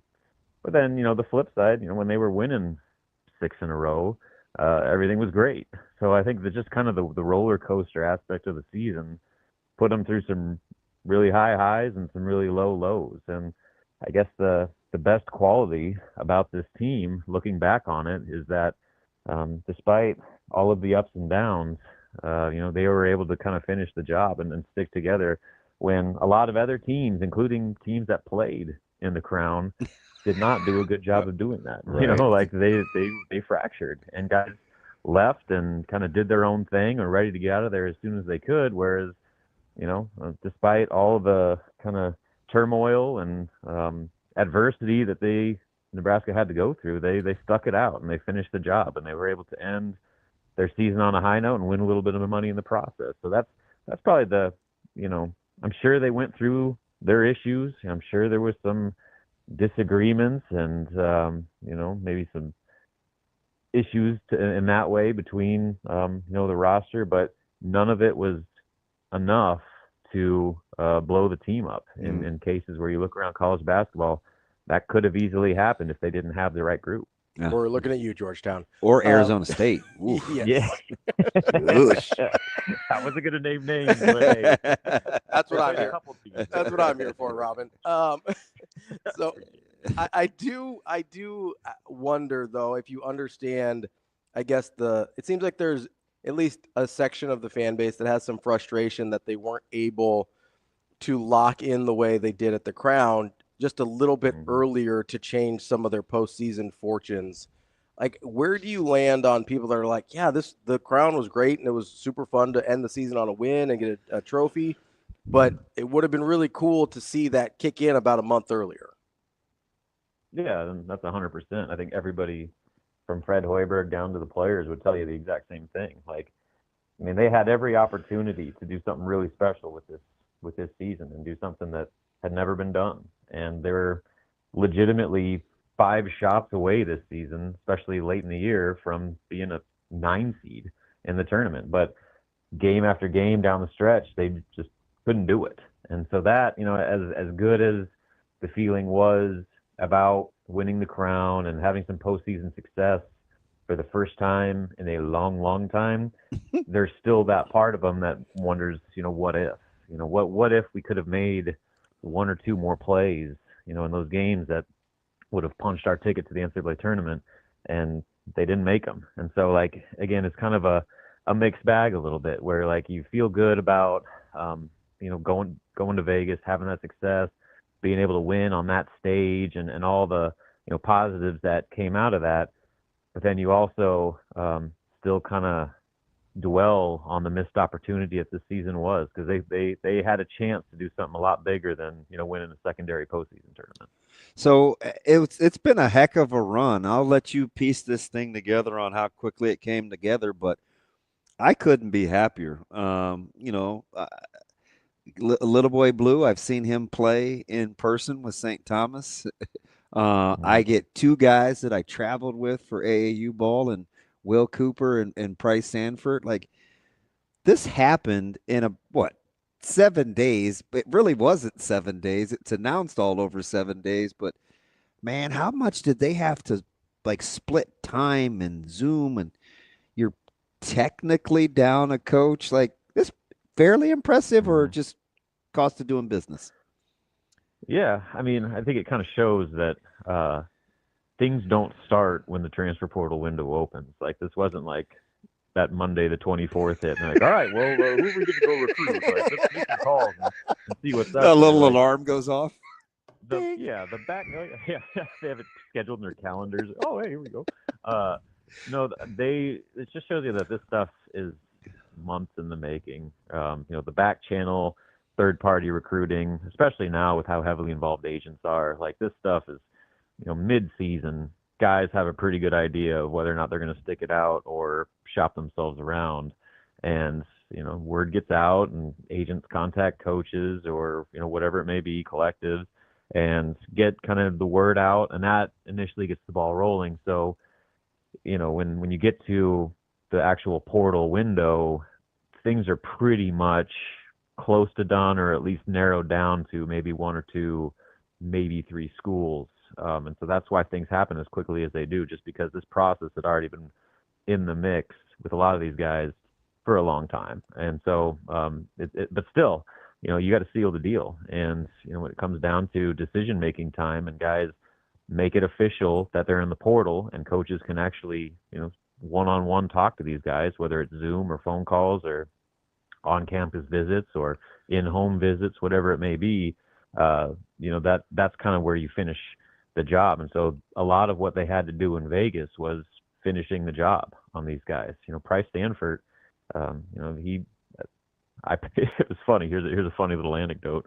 So I put in my prediction down in Vegas that he was going to come to Nebraska. He told me after the fact, he was like, when you put that prediction in, I was still 50-50. So I guess you knew where I was going before I did. So I wasn't gonna fanboy it on social media. I was gonna tell you, Robin. I was like, that takes some serious stones, because you were I was the down first. in Vegas, so I was ready to let it ride. You ready to gamble? So, something about the strip got to me, and so I came back, and shows you. I said I'm like, I know the family, and I wouldn't even have said that.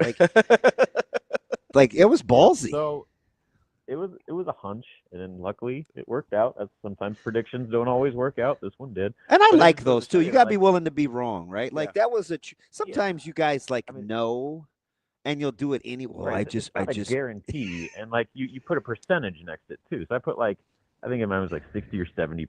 So it wasn't like a guaranteed stone cold lock of the century of the week. It was it was just an educated hunch.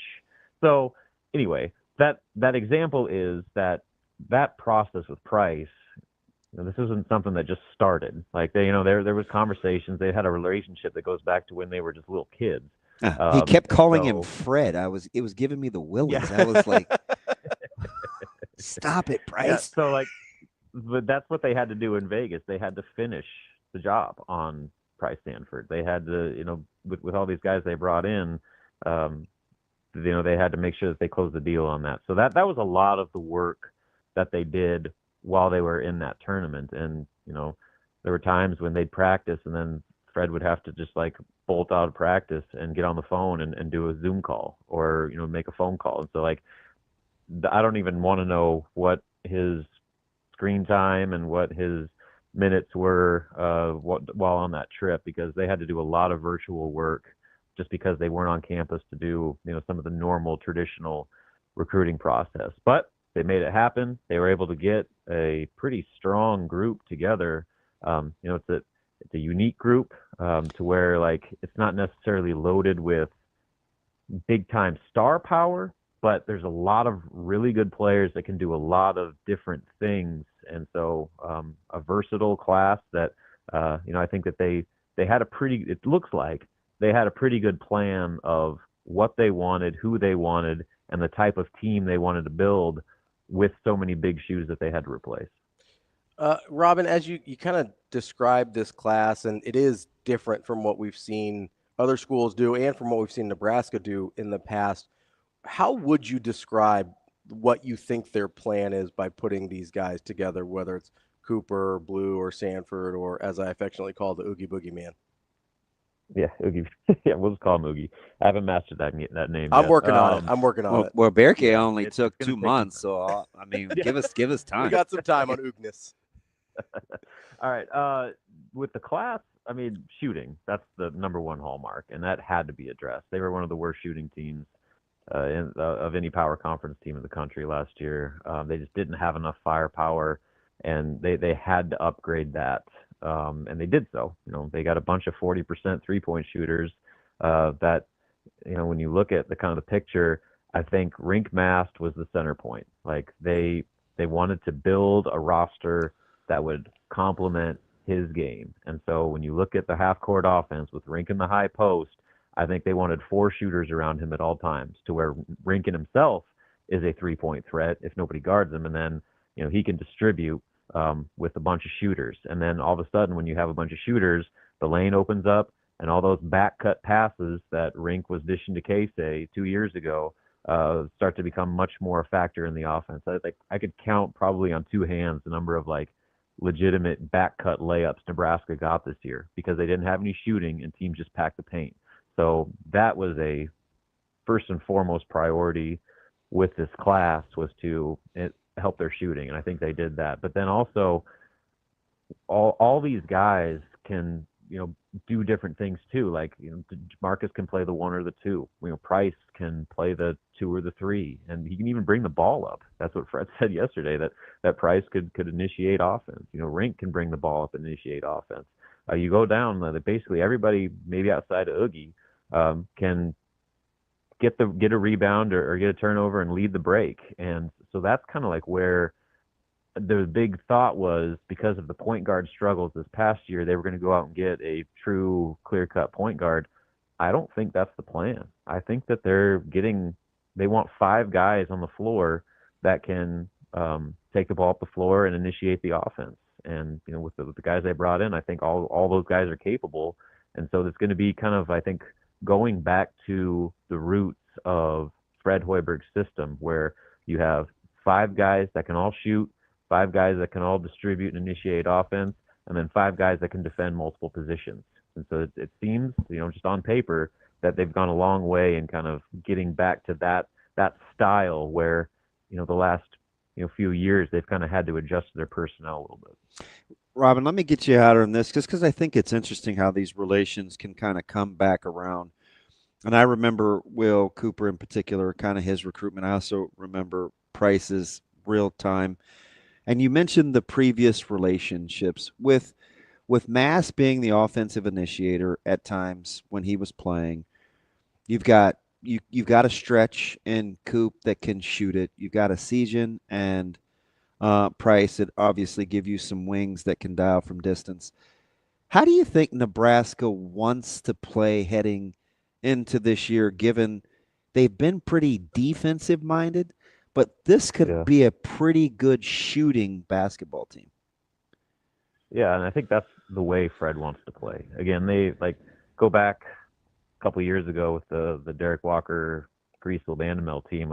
They had to kind of slow it down and play to their strengths, and they just weren't a run and gun type team. They had some guys that could shoot, but that really wasn't their style. And when they were good, they were kind of a defensive minded, more kind of a plodding offense that was more ball control oriented. And then the next year you had Casey, and Casey kind of changed the dynamic of that a little bit, where suddenly you do have that dynamic perimeter threat, and you had Rink that can do different things and make defenses have to adjust.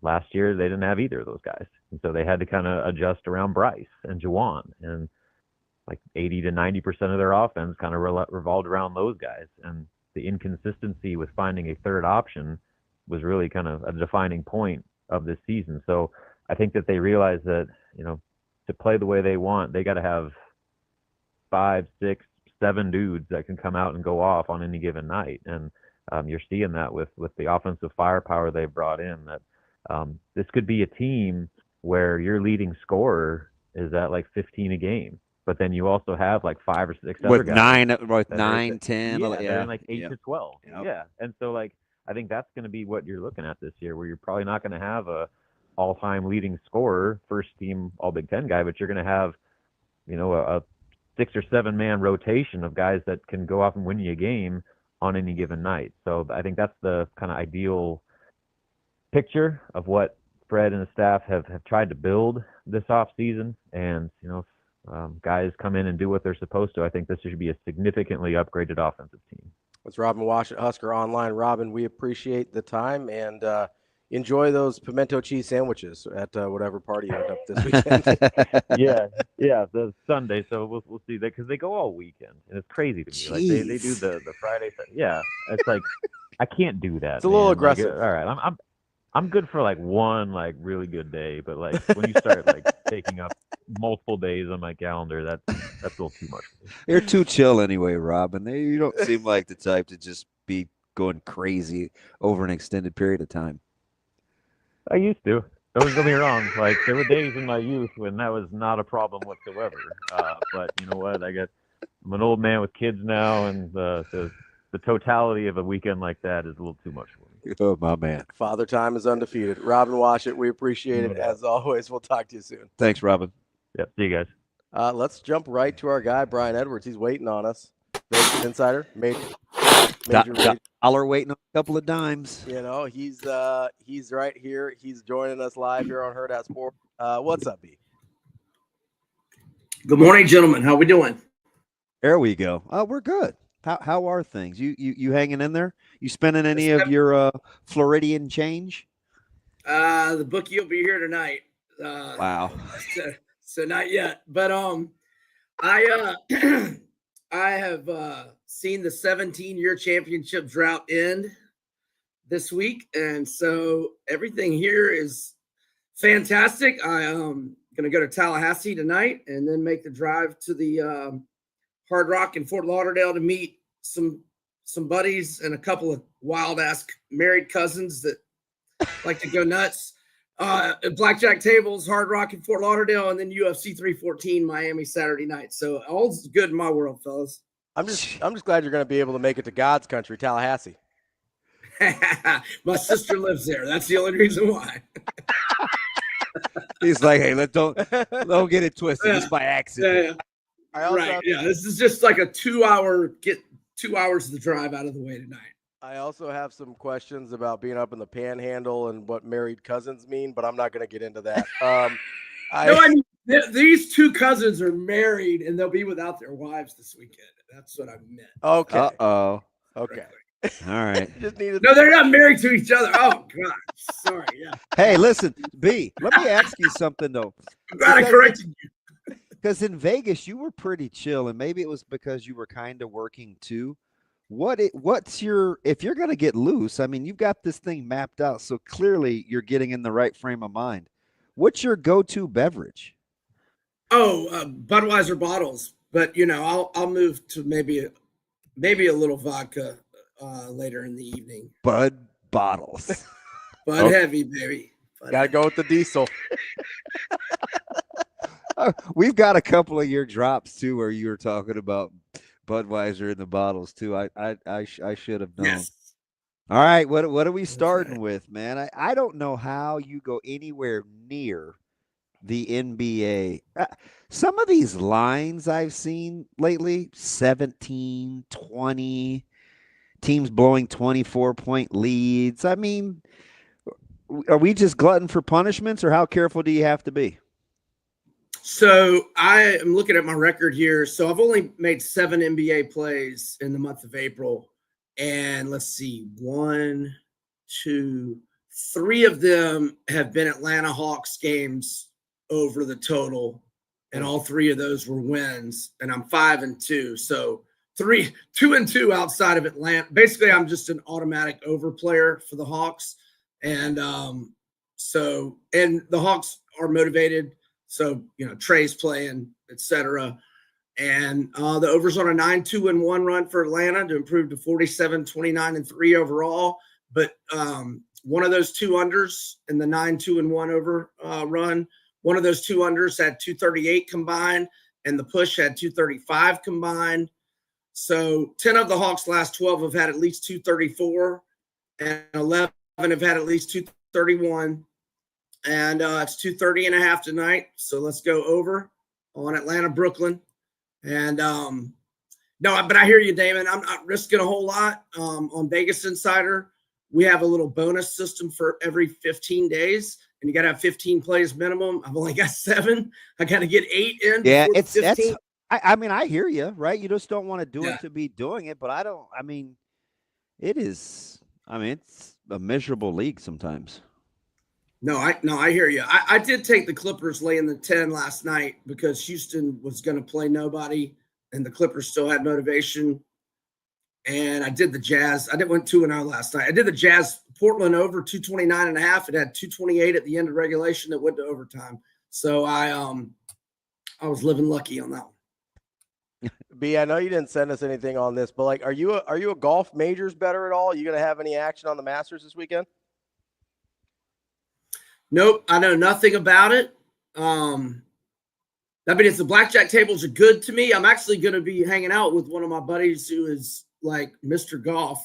So if the blackjack tables are good to me and he gives me something he likes, maybe. But I don't know anything about it. I don't pretend to be an expert by any means.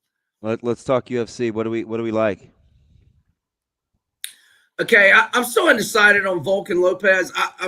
I watched a bunch of the media day interviews yesterday, but I had not gotten to Volkan Lopez yet. So I kind of want to, and I saw a picture of Volk, and he looks in great shape. I want to hear their interviews before especially since I'm going. And I've got a long car drive to listen to all that. So I'm undecided on that. Look, I know Jean Silva and Bryce. It could be Jean Silva in a first round knockout.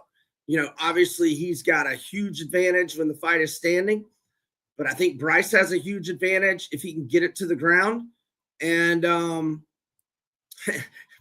Bryce's media yesterday was hilarious. I don't think he's in. That's not an act either. I just think he's nuts. Yeah, he's nuts. He's totally nuts. He's absolutely nuts.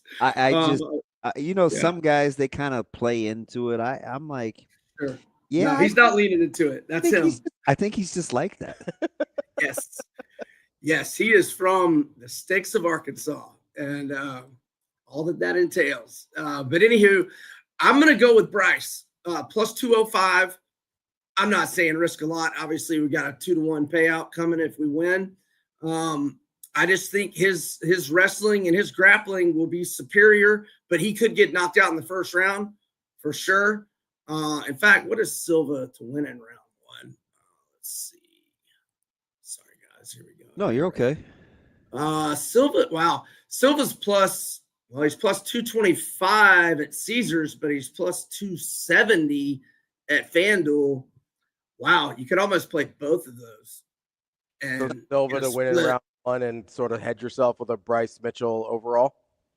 Yeah, but hope Silva doesn't win in round 2 or 3 or decision. But yeah, you could do that. I mean, wow, they're both 2-1, but you could lose both though if Silva doesn't get it done in round 1. But there's an idea. But I like Bryce. That's my play. Who do you think has the better chin? Because they're both going to get hit. I get the sense you think it's Chandler because of more wars, but it's old. He's been in more wars. What do you like between Patty the Batty and Chandler? Man, this is another one you could almost play 2 different ways because Chandler to win by knockout is plus 295 or plus 300. Patty's minus 150 straight. I mean, I think if it goes the distance, it's Patty. I think Patty can win by submission. I think Patty wins, but Chandler could certainly win by KO at any point in the fight. So, but I'm thinking Patty in a parlay with Krylov is plus 163. And hopefully Krylov, that's the opener of the pay-per-view card. Hopefully Krylov will have hit. And then you got the parlay pending going into the Patty fight. If you do the parlay for a lot more, like if you did it for 1.5 or 2 units, maybe you come back with a half unit on Chandler to win by KO plus 300. But my pick is Patty and Krylov in a parlay plus 163. If you wanted more action on it, see, I don't know that because I think Patty by submission is his best route to a finish. Let's see, for him to win by submission is it's plus 240, plus 250, which is attractive. Inside the distance, but I don't think Pimlet's going to win by KO. I just don't see that. I think it's either by submission or by decision. But anyway, again, I'm just throwing out scenarios. But Pimlet and Krylov parlay plus 163 is the pick. But if you do it for a unit or unit and a half, you want to come back a half unit, Chandler plus 300 once Krylov hits, and plus 163 is just pending on Patty to get the outright win. I'm not against that strategy, but Patty and Krylov plus 163 parlay is my pick. All right, I'm just hoping we get you back for next Thursday. I don't know if you remember this, but the last time you brought up wedding in a segment and we're going to celebrate. Now, this is different now because these are the cousins, but we were talking about a wedding.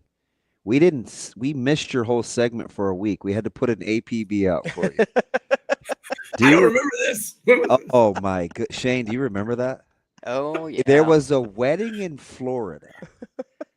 And like the wedding party started on Wednesday. I got yes, and I got yeah. How many years ago was that? Oh wow, I think I know the one because that would have been that would have been like it was early. Might have been at Big Ten. We might have been at the Big Ten championship.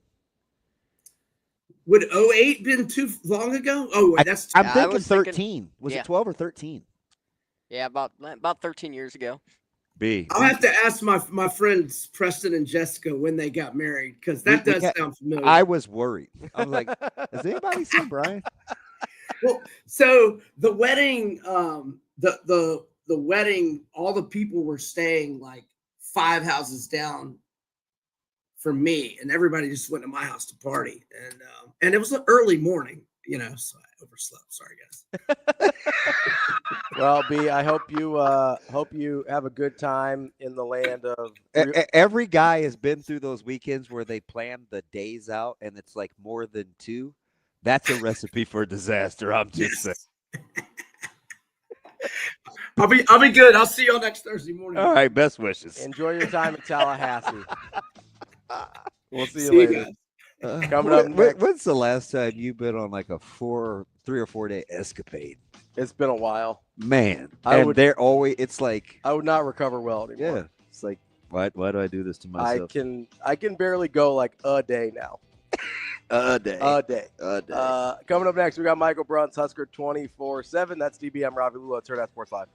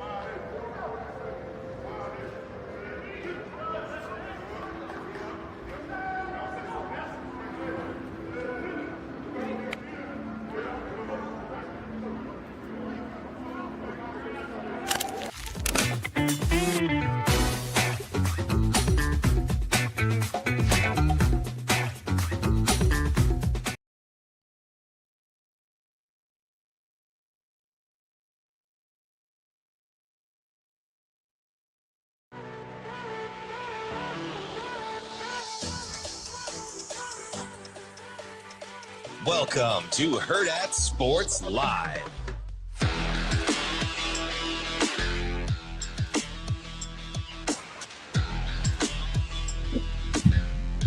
Kicking off hour number 3 here on Hurrdat Sports Live, presented by Centris Federal Credit Union. That's DB. I'm Ravi. Lulla. Joining us now is Michael Bruntz from Husker 24/7. Bruntz, what's going on, buddy? Nothing. What's going on?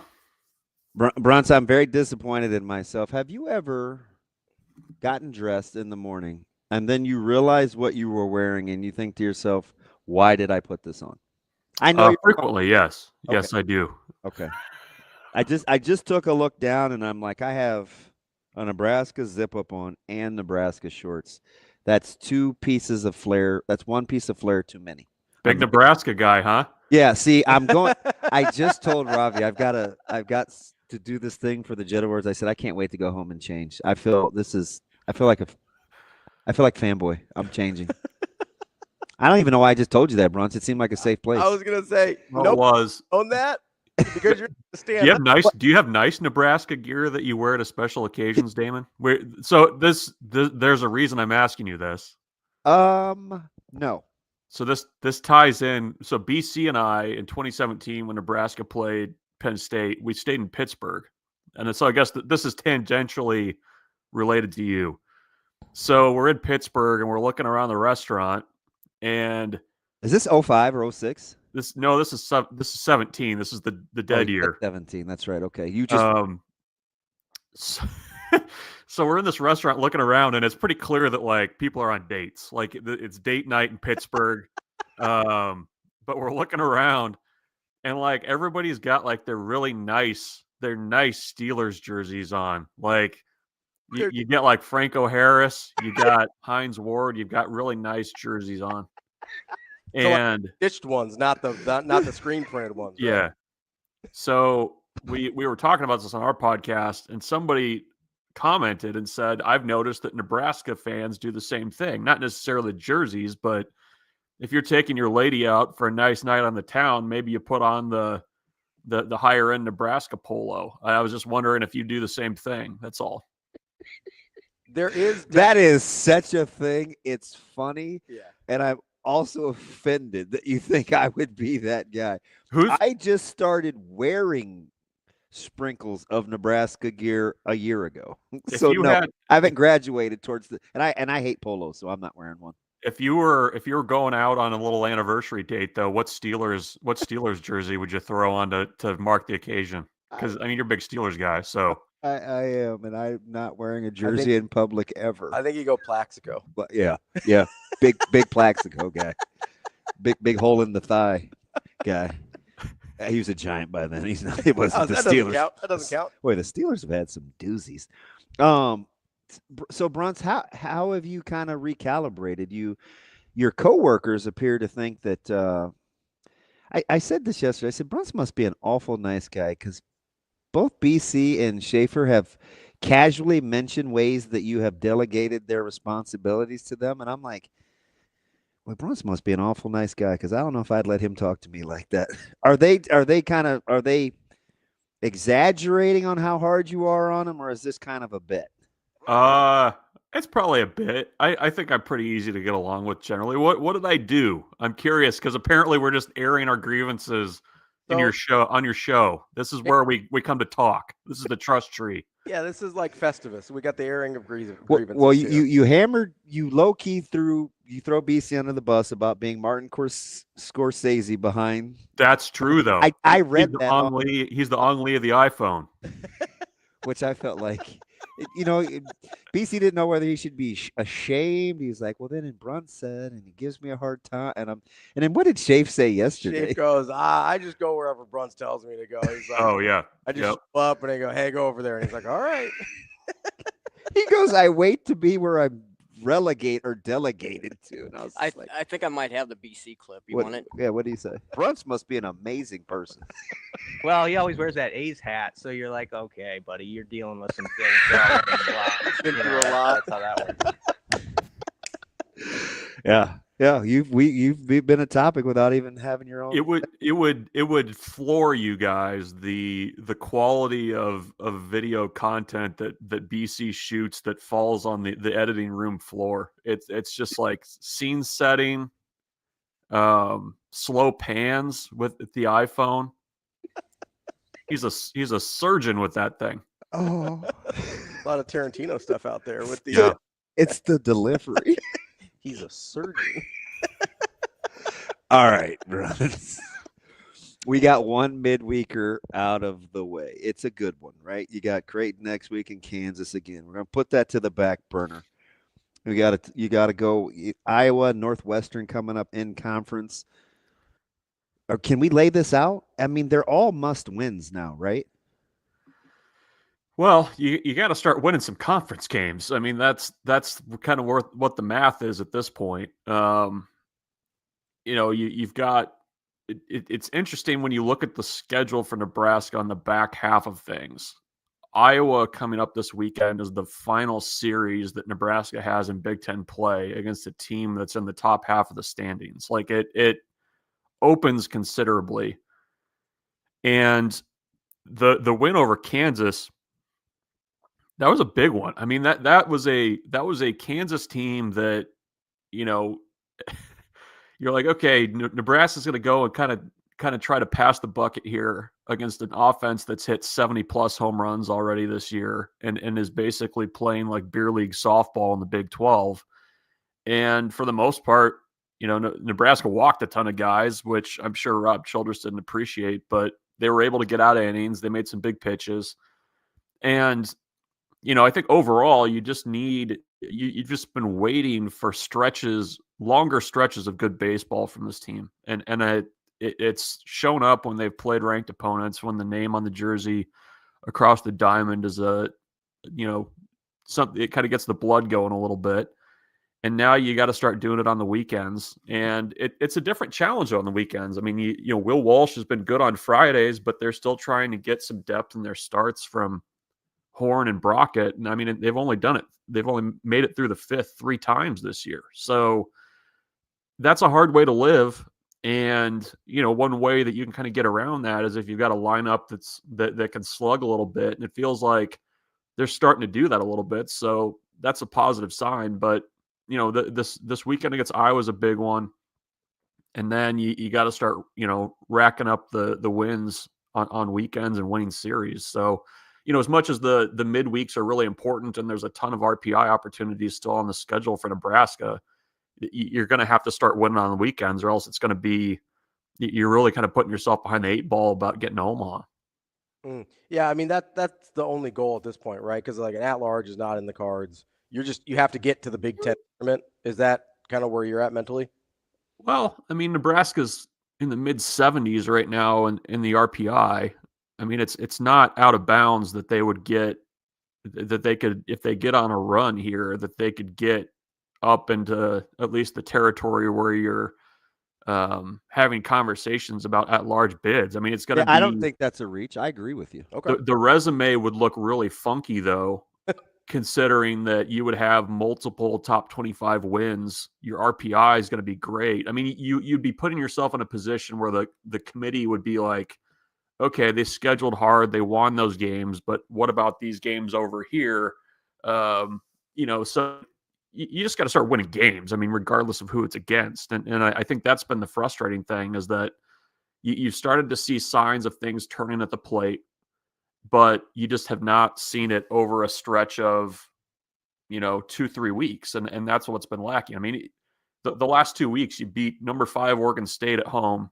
You lose the 2 midweeks to in-state. You beat a really good Kansas team. You take a series from Rutgers at home, and probably should have swept that series. So it's a tough team to kind of wrap your arms around right now, and it's a I keep saying this. It's a bit of a no ceiling, no floor team right now, and that's kind of a scary thing week to week. So the way you kind of, I'm interested. Are you more surprised at the fact that the offense has lacked such consistency, or that the pitching hasn't shown near the depth that we thought it may, looking at it on paper when the season started? Yeah, I mean, I think it's the conversation shifted since the basically the middle of the California trip. I mean, that's when you've seen the offensive turnaround. You've seen guys that you hoped would start to hit. I mean, Max Butenbach was 107, 108 off the bat Boy, against when Kansas. he turns it around, it is. I don't know if it's that he's left-handed. It is. Yeah, it is pretty. Yeah, I mean, those were screamers. And I mean, Ty Stone hits on 110 that the first baseman for Kansas somehow gets in front of. They're hitting the ball fairly well. I think the surprise has been, just the inconsistency of just throwing strikes. I mean, if you're if you're pitching for Rob Childress, I mean, there's no question about what the expectation is. It's you throw strike one and you flood in the zone. And the last couple of weeks, that's been the challenge is just, avoiding innings that are largely just kind of self-inflicted wounds. A bad walk takes a 1-run inning into a 3-run inning. And then, the offense is finally getting to the point where they're responding a little bit. So the pitching piece of it too, I think I initially didn't appreciate how much of a loss Mason McConaughey was. And it's kind of like, oh, well, of course you lose an All-American on Friday night. That's a big loss. But when you kind of start looking at what the results of that are down the road, I mean, you are getting a really good version of Will Walsh right now. But if you've got Will Walsh on Saturday versus Friday, I mean, your weekends look a heck of a lot different. You've got a different guy going on midweeks. You're setting up your bullpen differently. I mean, I think an important piece is, you're probably getting Tucker Timmerman back in the bullpen this week against Iowa. And just apart from what he can do as a pitcher, he's just kind of one of those guys that you need in there for the attitude. I mean, that's what he brings in addition to everything else. So, maybe they can turn it around, but I think the throwing strikes piece of it has been a little bit surprising, especially given, the success they had with that last year. I mean, they've strived for a 3-to-1 ratio. They hit that last year. I mean, they've got a ton of work to do over the last back half of the season here if they're going to even get close to that this year. Bruntz, the throwing strikes part of it is always funny to me because I don't necessarily look at that as a talent issue for the most part. Maybe it is more than I give it credit for, but it also, I look and I'm like, okay, I think really highly of Rob Childress as a pitching coach and as a baseball guy. And you mentioned last year it wasn't really an issue, and you've got a lot of the same cast of characters. Like, what do you attribute that to? Is it just this weird aberration, kind of like we think they have a lot of good hitters that weren't really hitting well, or like what do you chalk that up to? It's a very strange phenomenon this year. Yeah, I mean, I think it's a good question. I mean, I think part of it is he was due. What's that? Ravi was due. Yeah. He kind of knocked one through got the bat out there and knocked one through. I'm all I think part of it is this. I think part of it is this. I think whenever think back to last year. I mean, you had Sears that was almost like a guaranteed 7 innings on Friday nights. McConaughey was going to get you into the 6th or the 7th. And, Sunday you could kind of piece it together a little bit and figure it out. You're relying a lot more on your bullpen now. You're bringing guys in tight spots, tighter spots. You're bringing in younger guys in tighter spots. And I think that's sometimes not a recipe for success in terms of throwing strikes. I agree with that. I don't think it's a talent issue.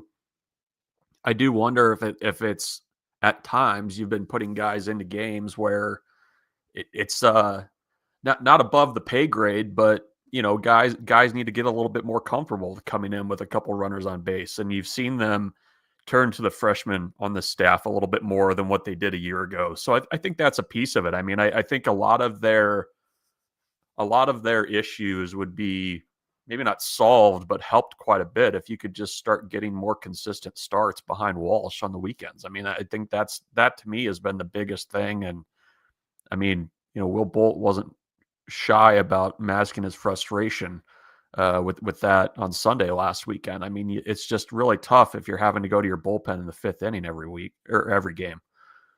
Bruntz, how about it's the mental component, or like, being able to pump strikes or whatever. We just assume, right, that the rotations or the roles are well defined enough where guys can settle in, because it does seem a little mismatchy sometimes on the weekends, and I get it. Sometimes it happens fast, and you've got to go to the bullpen. But do you feel good about guys knowing their roles where they can kind of settle in, or do you feel like it's been so inconsistent? It's like, all right, let's try this. Yeah, I think with certain guys they figured it out. Like they want Christo coming in after Walsh, on Friday. It's like basically the first 2 games of the Rutgers series played out exactly how they would have wanted to line it up from a pitching perspective. And Sundays are where it gets a little hairy. I mean, you're either having to go back to Christo on Sunday, which they've done, or you're trotting out some younger guys. I mean, I do wonder if there's, based on kind of what guys have shown, if you're going to see a bigger role for a guy like Casey Dice, who's been very good, but not thrown a ton this year. You get Timmerman back. That helps a lot. I mean, I think he was probably in that group with Worthley and Christo as kind of their kind of fireman type arm. So I thought early on with Dice, he may settle into a big role this season. He's have started, certainly capable. Yeah, and he doesn't get hit hard. He is kind of a different pitcher than he was last year when they were going to try to close him. So I mean, he might be a better option on the weekends now. But yeah, I think with some guys they've got the roles figured out. I think sometimes with the younger guys, it's like, okay, let's go here. If somebody's not able to throw strikes. So and I mean, you guys know, I mean, Rob's not shy about pulling guys if they're not putting it over the plate either. Bruntz, real quick, want to switch over to football last few minutes here. As we get a little bit of a taste of practice on Tuesday, heard from Satterfield and Dvorchak, two of DB's favorites. As we get, what are we, halfway through spring at this point? Yeah. Have you felt like you've learned anything? Are we anywhere different than we were 2 weeks ago? I'm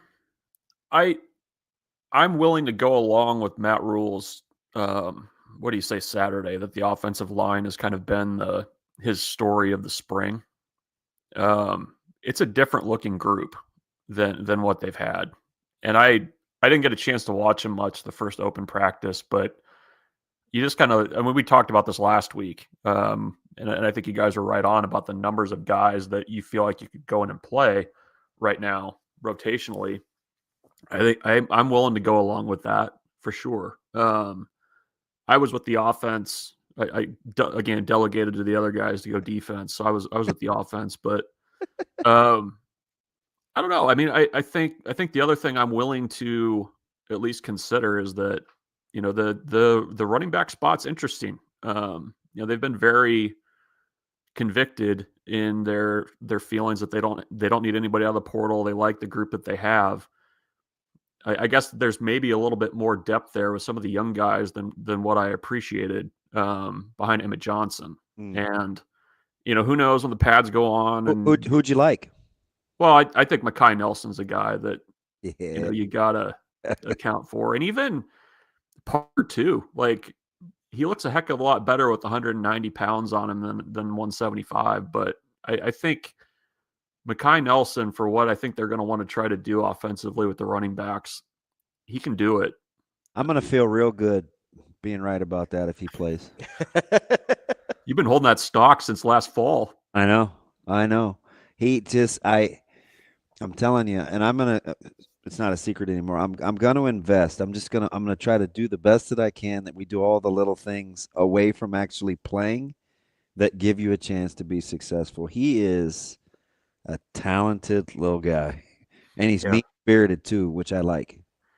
We only get we don't see a lot of the run game stuff, so I can't really speak to that. But I mean, if they're gonna have running backs catching passes out of the backfield, I mean, there's gonna be some opportunity there with Johnson and Nelson and Parker and those guys. I mean, I feel like that's a piece of the offense that they haven't really had for years. So that's another thing I'm willing to go along with. I can see where they're, behind the scenes saying like, okay, this is what we see versus what everybody kind of sees when they're looking at a depth chart and the stats. I mean, even Quentin Ives, I mean, he looks more of the part, but I think he looks the most like a Big Ten running back. He does. You just look at his stature. Yeah. I mean, it's a good looking team. I mean, they look good off the bus right now. So, but yeah, I think I'll go along with the offensive line and the running backs. I'll buy into that. I hate to ask you a defensive question because everybody, and I don't know if they wanted. I'm not going to panic. Whatever happens, happens. You were interested in the DB room. It seems like, and I think Shafe was over there. Some of the guys. I hope so. He's supposed to be. Those are his marching orders. It seems like it's not near as complicated and crapshooty as we may have thought with all the numbers in the DB room. It seems like they're kind of settling into a little bit of a rotation there.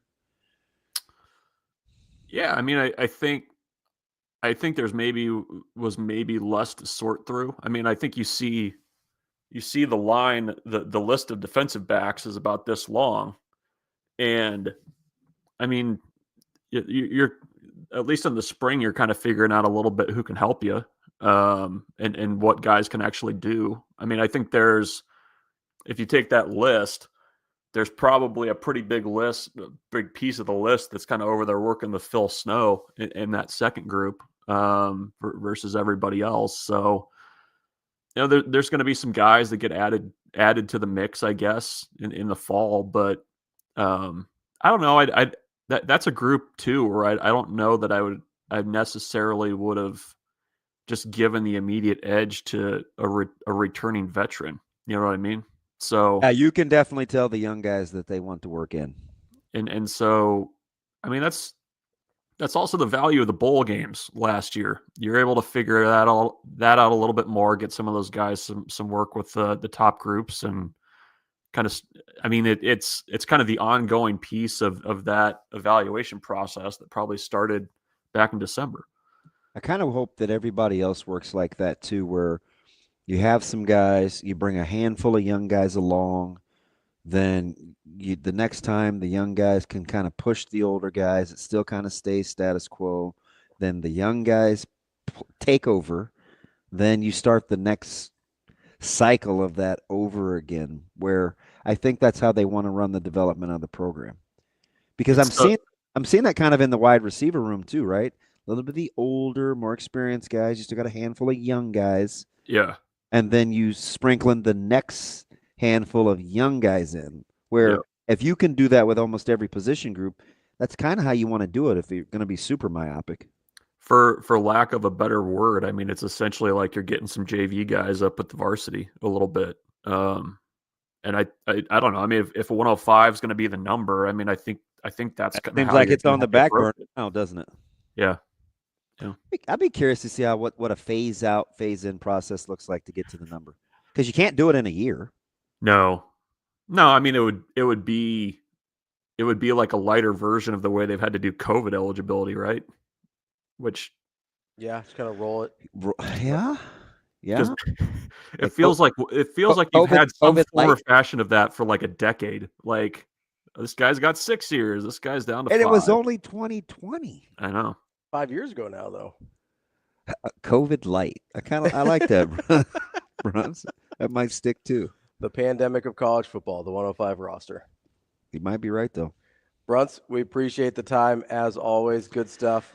Make sure you get those troops back in line wherever they need to be. I'm just letting you know, I always feel conflicted when I see you in your Orioles hat too. Like, I never see you in anything A's. Well, it's been a hard start to the season. I don't enjoy watching Major League Baseball in a AAA park. That's it. But I like your roster. I think you're headed in the right direction. Yeah, they deserve better. He's just out there supporting Cade Povich. That's all. Yep. Yeah, I don't mind. Slim Shady. Thanks, Bruntz. Bruntz, we appreciate it. Later. It's Michael Bruntz, Husker 24/7. Yeah. You see what I'm rocking today? I'm rocking a little baseball gear. Yeah, that's terrible. What? Not a big Salt Dogs guy? I am, but I'm not. I don't even know what that means. I should have gone to more games, but I'm always for baseball. Yeah, see, I thought you'd appreciate that. I appreciate you. Being a hater today. Sipping on that haterade. I feel like there's a lot of projection going on. Who, me? Oh, yeah.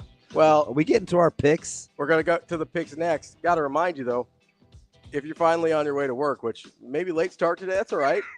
It gets the best of us sometimes. Make sure you got that seatbelt fastened and make it click. It prevents injuries and saves lives. This message from the NDOT Highway Safety Office. We'll get some Masters picks coming up next.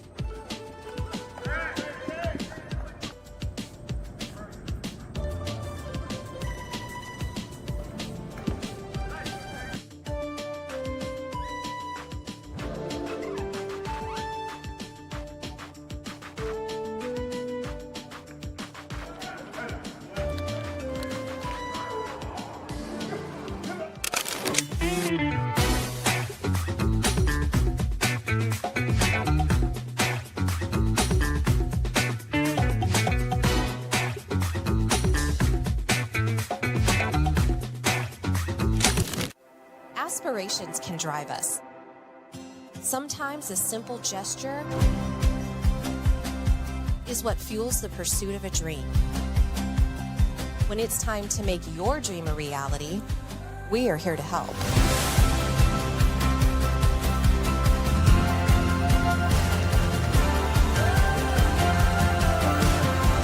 Centris Federal Credit Union. We are where you are. Hey everybody, it's Ravi Lulla from Hurrdat Sports here, and I'm reminding you to get down to Hurrdat Sports Bar and Grill because Menu Madness Round 3 has already started. If you haven't been down here yet, make sure you get down and cast your vote because you can win $100 or $50 gift cards here from Hurrdat Sports Bar and Grill. So make sure you get down here, watch your teams, and vote to win.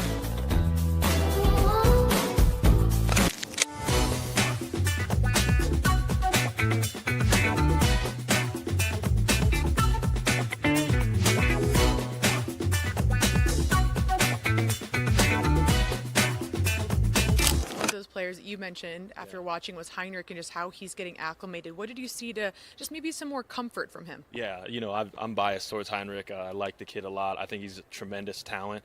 To see him get an opportunity at tight end, I think would be great this year. Obviously, making the transition from quarterback to tight end is very difficult, right? I think the biggest thing that's going to be for him, he's going to be able to make plays in the passing game. It's going to be getting that run fit and that footwork in to get him involved in the run game. That might be difficult, but I've got faith in the young man. Yeah.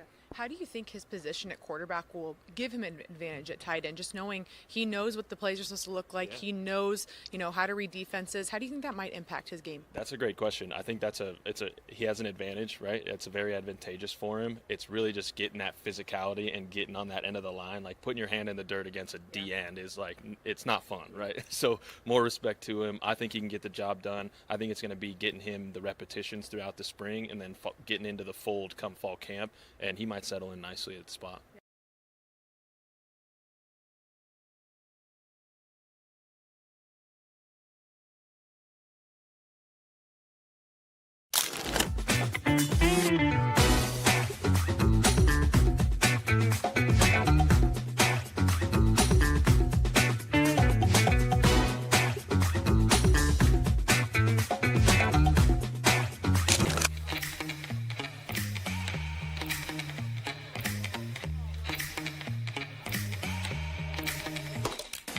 picture that we getting Rico.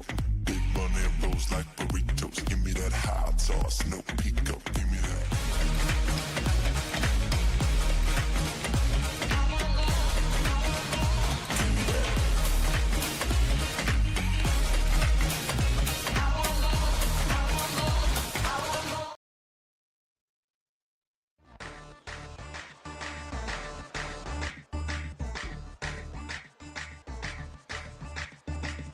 You're listening to Hurrdat Sports Live.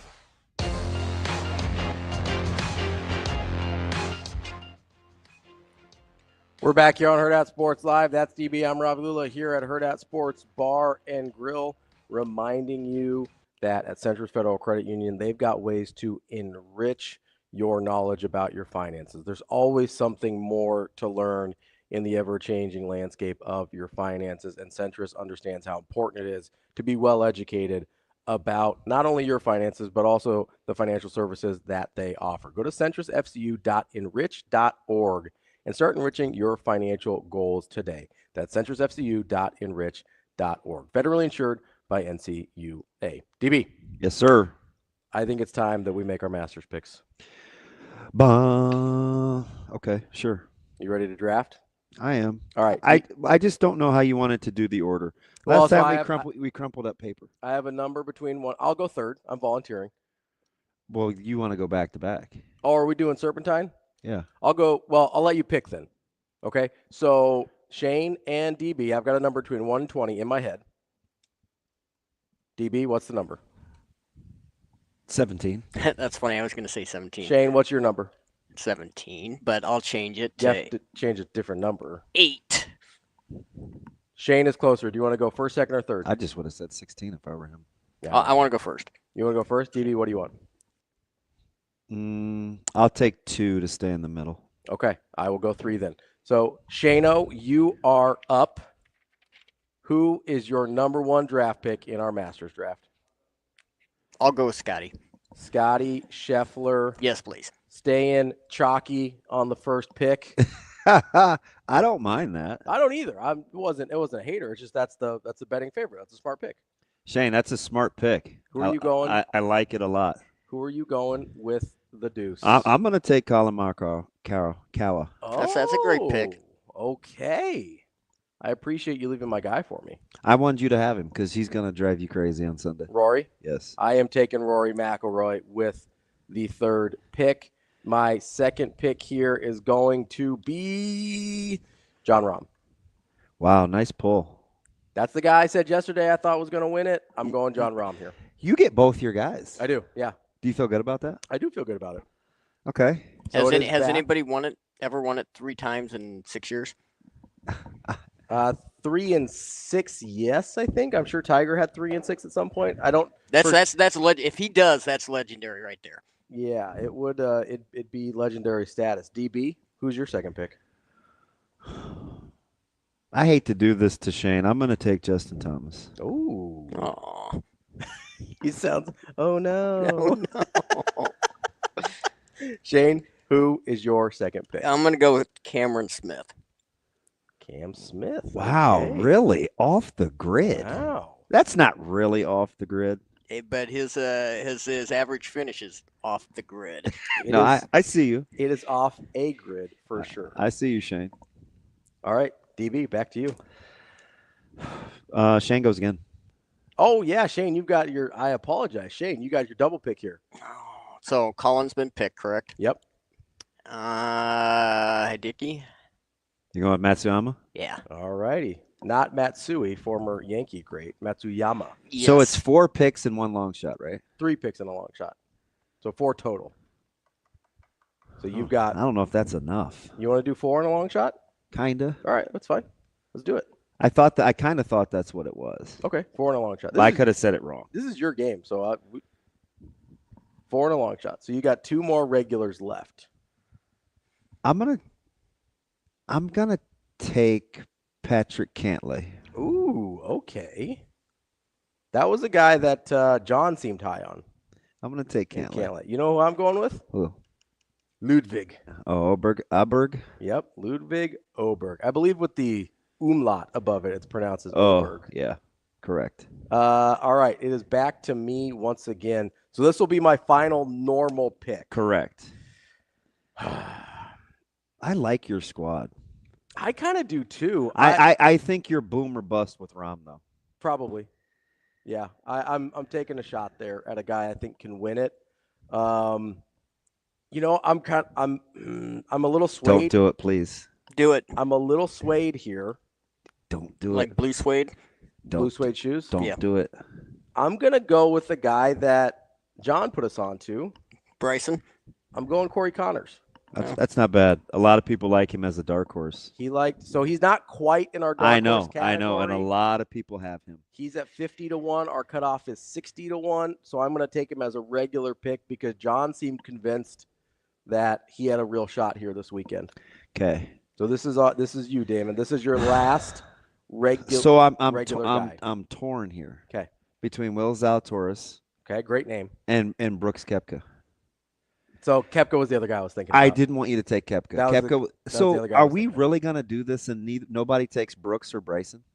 I don't like Bryson that much. I can't cheer for him either. So I wasn't going to cheer for him, so I didn't pick him. I did almost pick Brooks over Connors, but my fellow type 1 diabetic, John Rathouz, he swayed me. Because Will just misses the long shot. He's 55-1. See, that's where I'm at with Connors, is I'm right on that line. I've actually got Will at 50-1.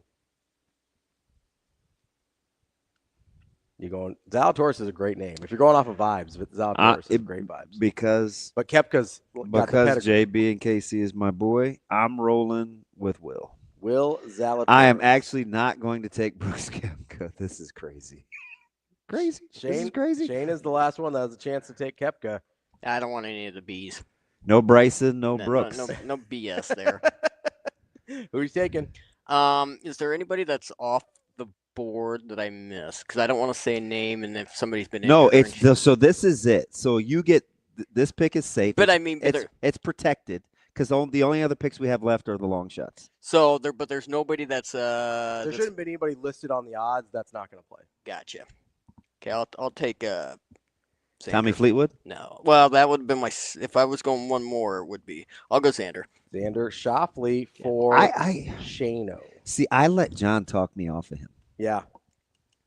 I should have taken Koepka instead of Connors, but I let John talk me into Connors. All right, we're blaming this on old Rathouz. All right, Shane, this is your long shot pick. Oh, dang. So what's the cutoff again? 60-1. 60-1. So I could have waited on Cameron, but I wanted Cameron. You got Cam right at 60-1, right? Yeah. Yeah, so you could have waited on him, but you're out here. I wanted him. So on mine, I've got Cam Smith at 50-1 for what it's worth. So all right, if there's a discrepancy, we'll figure it out. Yeah, I'm not gonna be real uptight about it, but okay, I'll go with Tony. I like it. I like it. Big Finau guy. All right, DB, last pick, your long shot. Straka. My guy Sepp. Yep. How dare you? Okay. Listen, that's kind of no. I didn't. I was gonna take Jason Day. I know that's your guy. It is, and he and Sepp have the same odds. I was kind of looking at. So you brought up Dustin Johnson to John. He kind of talked me off of that one. I think I'm gonna go. Am I crazy if I go Wyndham Clark here? No, that's a good pull. I think I'm going to go Wyndham Clark here. That's a good pull. That's going to be my wild card. And for the record, $100-1. That's the first time I've given in to peer pressure in quite some time. Yeah? And he didn't even really pressure me. I just know he likes Will. And plus, it gives us a similar rooting interest. So here are the squads. DB has Morikawa, Justin Thomas, Patrick Cantlay, Will Zalatoris, and Sepp Straka. Shane has Scotty Scheffler, Cam Smith, Hideki, Xander Schauffele, and Tony Finau. I've got Rory McIlroy, John Rahm, Oberg, Corey Connors, and Wyndham Clark. Yeah, that's. I think we've all got good squads here. That's tough. We all have picks, and again, there's 15 guys represented. And none of them are Brooks Koepka or Bryson DeChambeau? No Bryson, no Hatton. Yeah. No Brooks. And I know he's not playing that well right now, but part of me is we're just going to pretend like Jordan Spieth's not out there. Yeah, I know. You know, like that's hard. Like, But if I was going to take a guy in that range, I don't know. It's tough. It is. It is. It's tough If out I here. was gonna go in the Spieth range. Yeah, it wouldn't have been Spieth. I would have taken Fleetwood or Shane Lowry. You do like Tommy Fleetwood. I like Tommy Fleetwood a lot. A lot of people in the chat were on Tommy Fleetwood as well. So those are the teams. We'll do an aggregate scoring. I like Fleet. So how are we doing if they don't make the cut? Do you want to pick an arbitrary number that they're assessed because you won't get a chance to gain those strokes, or you could just be penalized because they don't make the cut? Penalized how much? Or do you just want to call it par? Like you get 72 for both rounds if we're not making the cut. I like just having the extra guy out there, like the fourth guy. What do you mean? What do you mean? So if one of your guys doesn't make it, your fourth guy comes in. No, all of them count. All of them count. All of them count. But you wanted to do it that way. Yeah. All of them. All of them count. You just don't get if guys don't make the cut. You're short 2 days of getting of strokes. Yeah. Yeah, you're pretty much screwed. But I mean, if we count it as par, it's the same thing, because you'd be at 0 for strokes anyway. So I think you're just out of luck if they don't make the cut. You made a bad pick. Is that a luck? Yeah, we're out here, right? Is everybody like that? I need somebody smarter than us. I think it makes sense. All right, if you want to roll with it. If you didn't make the cut, like you should get penalized for it, for making the pick of a guy who didn't make the cut. All right, Tuffy. If a guy gets medically retires or has to call it. I used to be friends with a kid named Tuffy. Tuffy? Tuffy Sainsbury. Was that his real name? I think his real name was Steve. So not Tuffy. Steven, but everybody called him Tuffy. Like Coco Crisp? Yeah. Covelli? All right, let's see what Corey says. All right, somebody smarter. Let's see. Corey says, Shane, put that in bold. You know I can't read. There it is. Thank you. A lot of people give you the low score for the day for any player that didn't make the cut. That's what Ken says, too. What does that mean? Okay. So the low score for the day. Like of who, though? So, like, if I have, let's say, for me. So let's say, like, let's say John well, JB's like, if your guy doesn't make the cut, you score 75. I don't like that. That's too much. Well, that's a heavy. Geez, JB. I think you just don't get the opportunity to win any strokes back. So I think Corey's saying, like, let's say if somebody shoots, 84 on. I think he's saying if somebody shoots like an 84 on Saturday. Oh, okay. So, sorry. When he said low score, I was thinking low, like good. Yeah. As opposed to worst. Yeah, I think he's. You're saying the worst score of the day. Corey, can you confirm or deny if that's? I don't like that. That seems overly penalized. Yeah, that seems overly penalizing. Well, you were the Mr. Big Balls. I think you just don't get the strokes, Well, but you don't want to be hurt by it. Well, no. I mean, there's a difference between not getting the opportunity to improve and getting overly penalized. Yeah, he's talking about. Yep, Corey's right. He's talking about worst score. I don't know. I don't like that. That's aggressive. That's aggressive. You would get smoked. I mean, you could be out of it in a hurry. Yeah, even if you had the winning golfer. If one guy doesn't make the cut and your other 4 guys finish in the top 10, you still might lose. So it seems overly penalizing. You know what I mean? But you're also not really penalized for because you're not inheriting the bad too without the guy being out there on the course. Yeah, that's why I just like you just don't get the opportunity either way. Like, if a guy misses the cut, there's no chance for you to gain strokes there.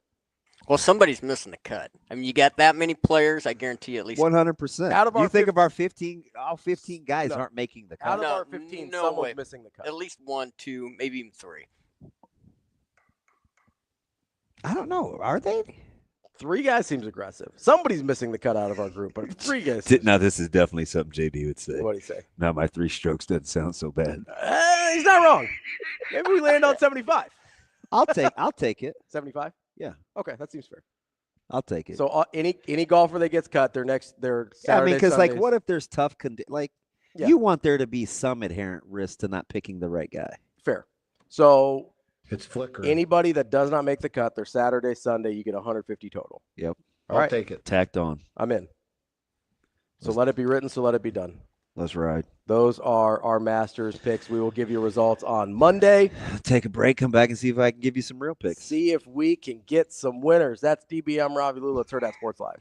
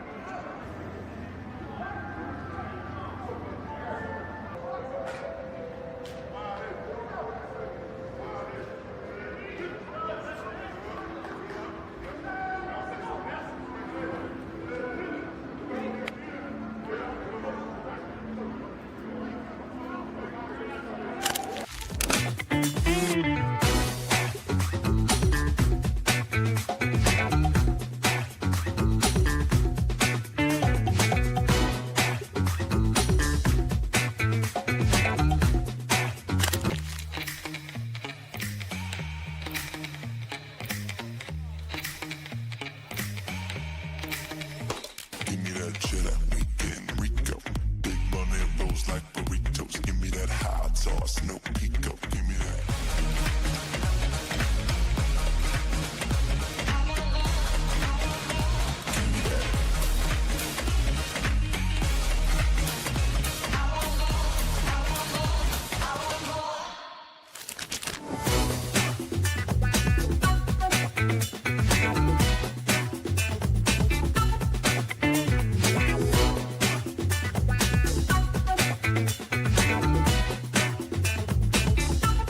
I think it's been a huge addition to the room.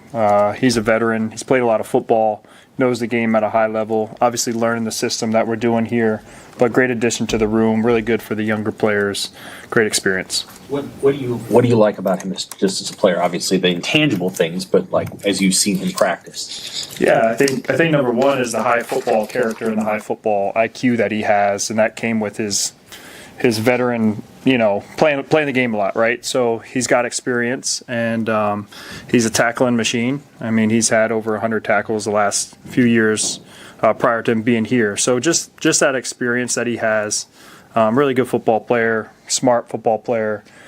He's a leader. Obviously, still things to improve on, as do all the guys, but he's doing a really nice job.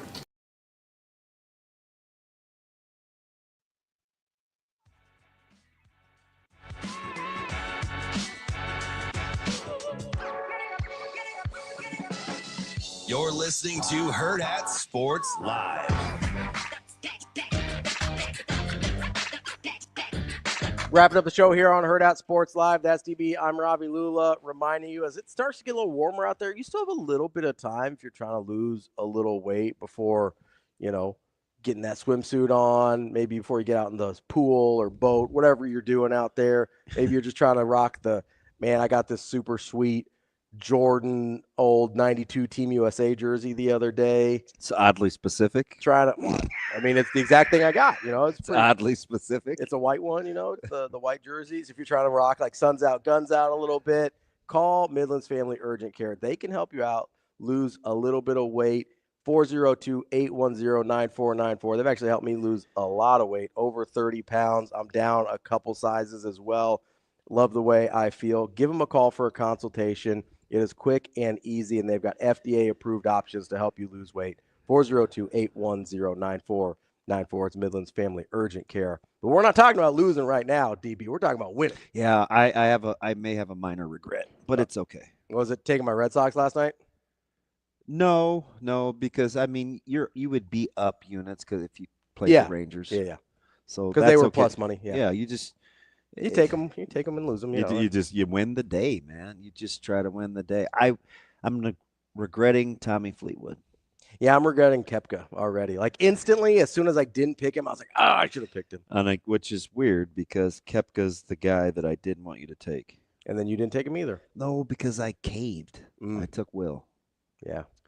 It was either Koepka or Will. But Fleetwood should have been my Cantlay. I almost took Zalatoris also. I like both of those guys. And then I let John talk me into Connor. So we'll see how it goes. I'm either going to blame We're him. gonna have to have a lot of speaks with old Johnny. If it doesn't go my way, Let's do it for Johnny, man. Well, I got a better clip than that. They'll say coach is tripping. They'll say coach is tripping. I'm tripping up. Nobody watches film. Nobody watches film. He said, well, they're not going to watch their minutes. I mean, no, nobody watches film. Yeah, I mean, that's a cold shot. And now he doesn't have a job. Yeah, somebody's going to hire him. Yeah, they will. I mean, he's a good coach. He's good at what he does. He's just so old school. And I wonder spots that make sense for him. Do you look at Jokic any different, or it's just because he's so good?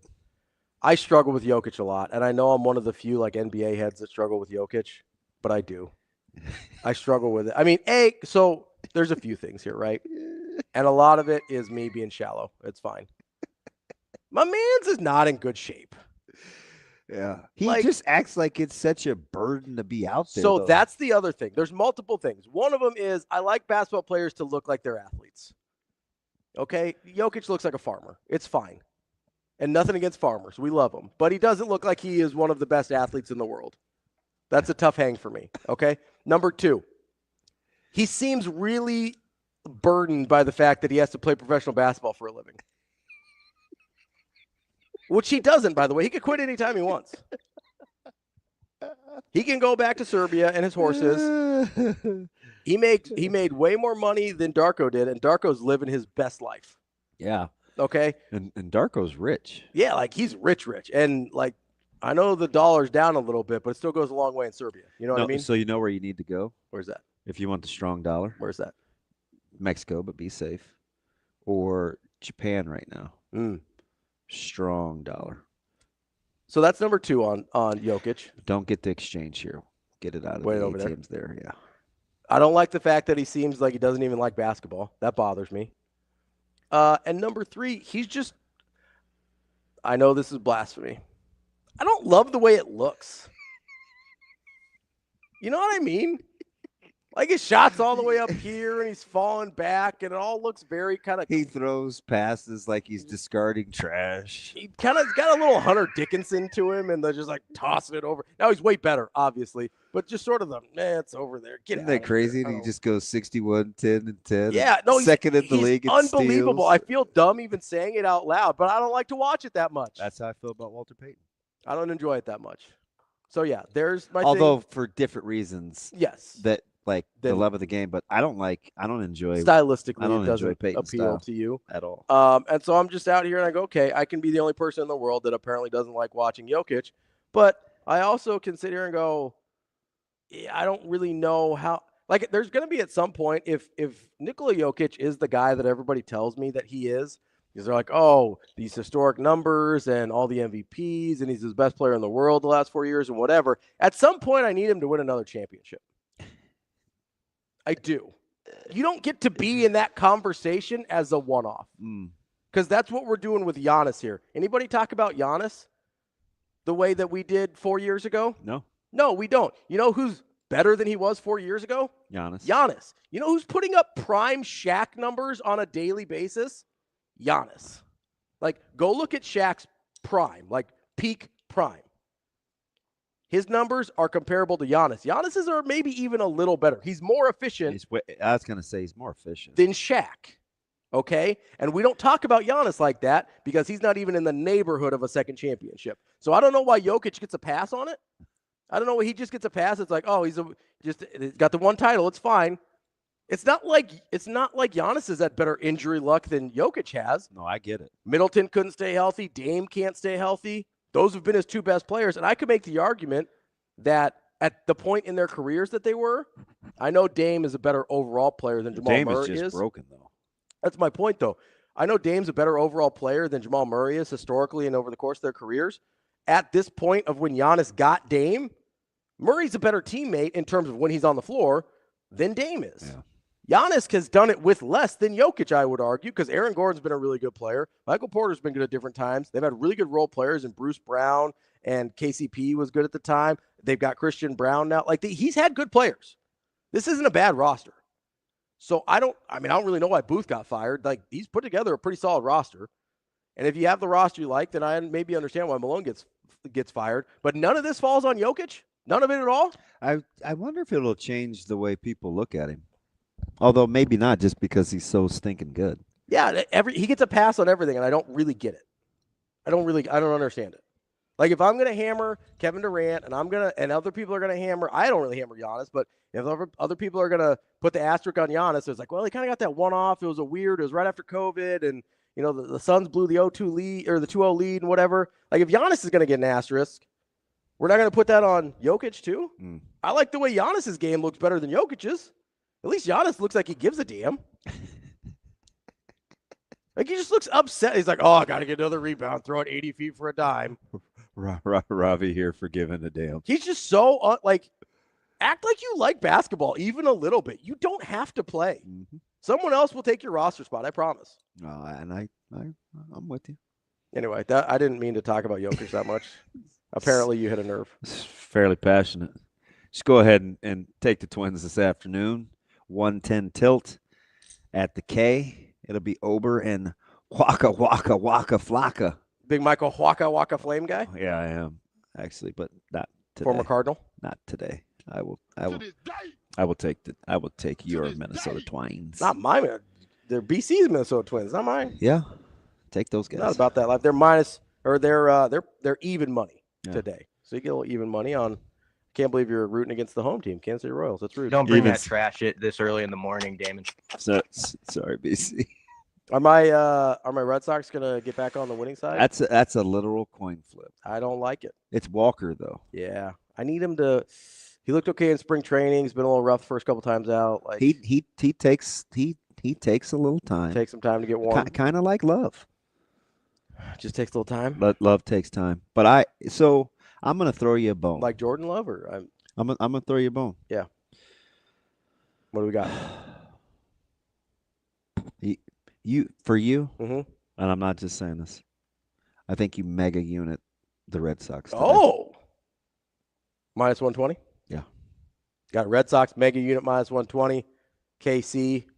Minnesota against KC even money. Yep. Regular unit. Lock it up. Those are the locks of the day from my guy DB. I've never been so sure. Never been so sure. I hope you're right. I need to get back to 500. I'll be busy at the Jet Awards. You can't get at your boy. Come see us, man. It'll be 72 tables. That's the most that there's ever been. I saw the setup. And you can come in, $20. General public is welcome. You know what you're wearing yet? $20 get you into the stands. You get to see the whole thing. It's really cool. It's a super cool thing. I don't know. I got a couple options at home. See, part of the problem is since I have lost a little bit of weight, not all my suits fit the same. Yeah. I asked Severe what he was wearing. He said whatever fits. I got to figure out a little bit. So we'll get it done. We'll be out there. That's DB. I'm Ravi Lulla. We'll be back here on Hurrdat Sports Live tomorrow. Have a good way. See you. Have a good day. Love you.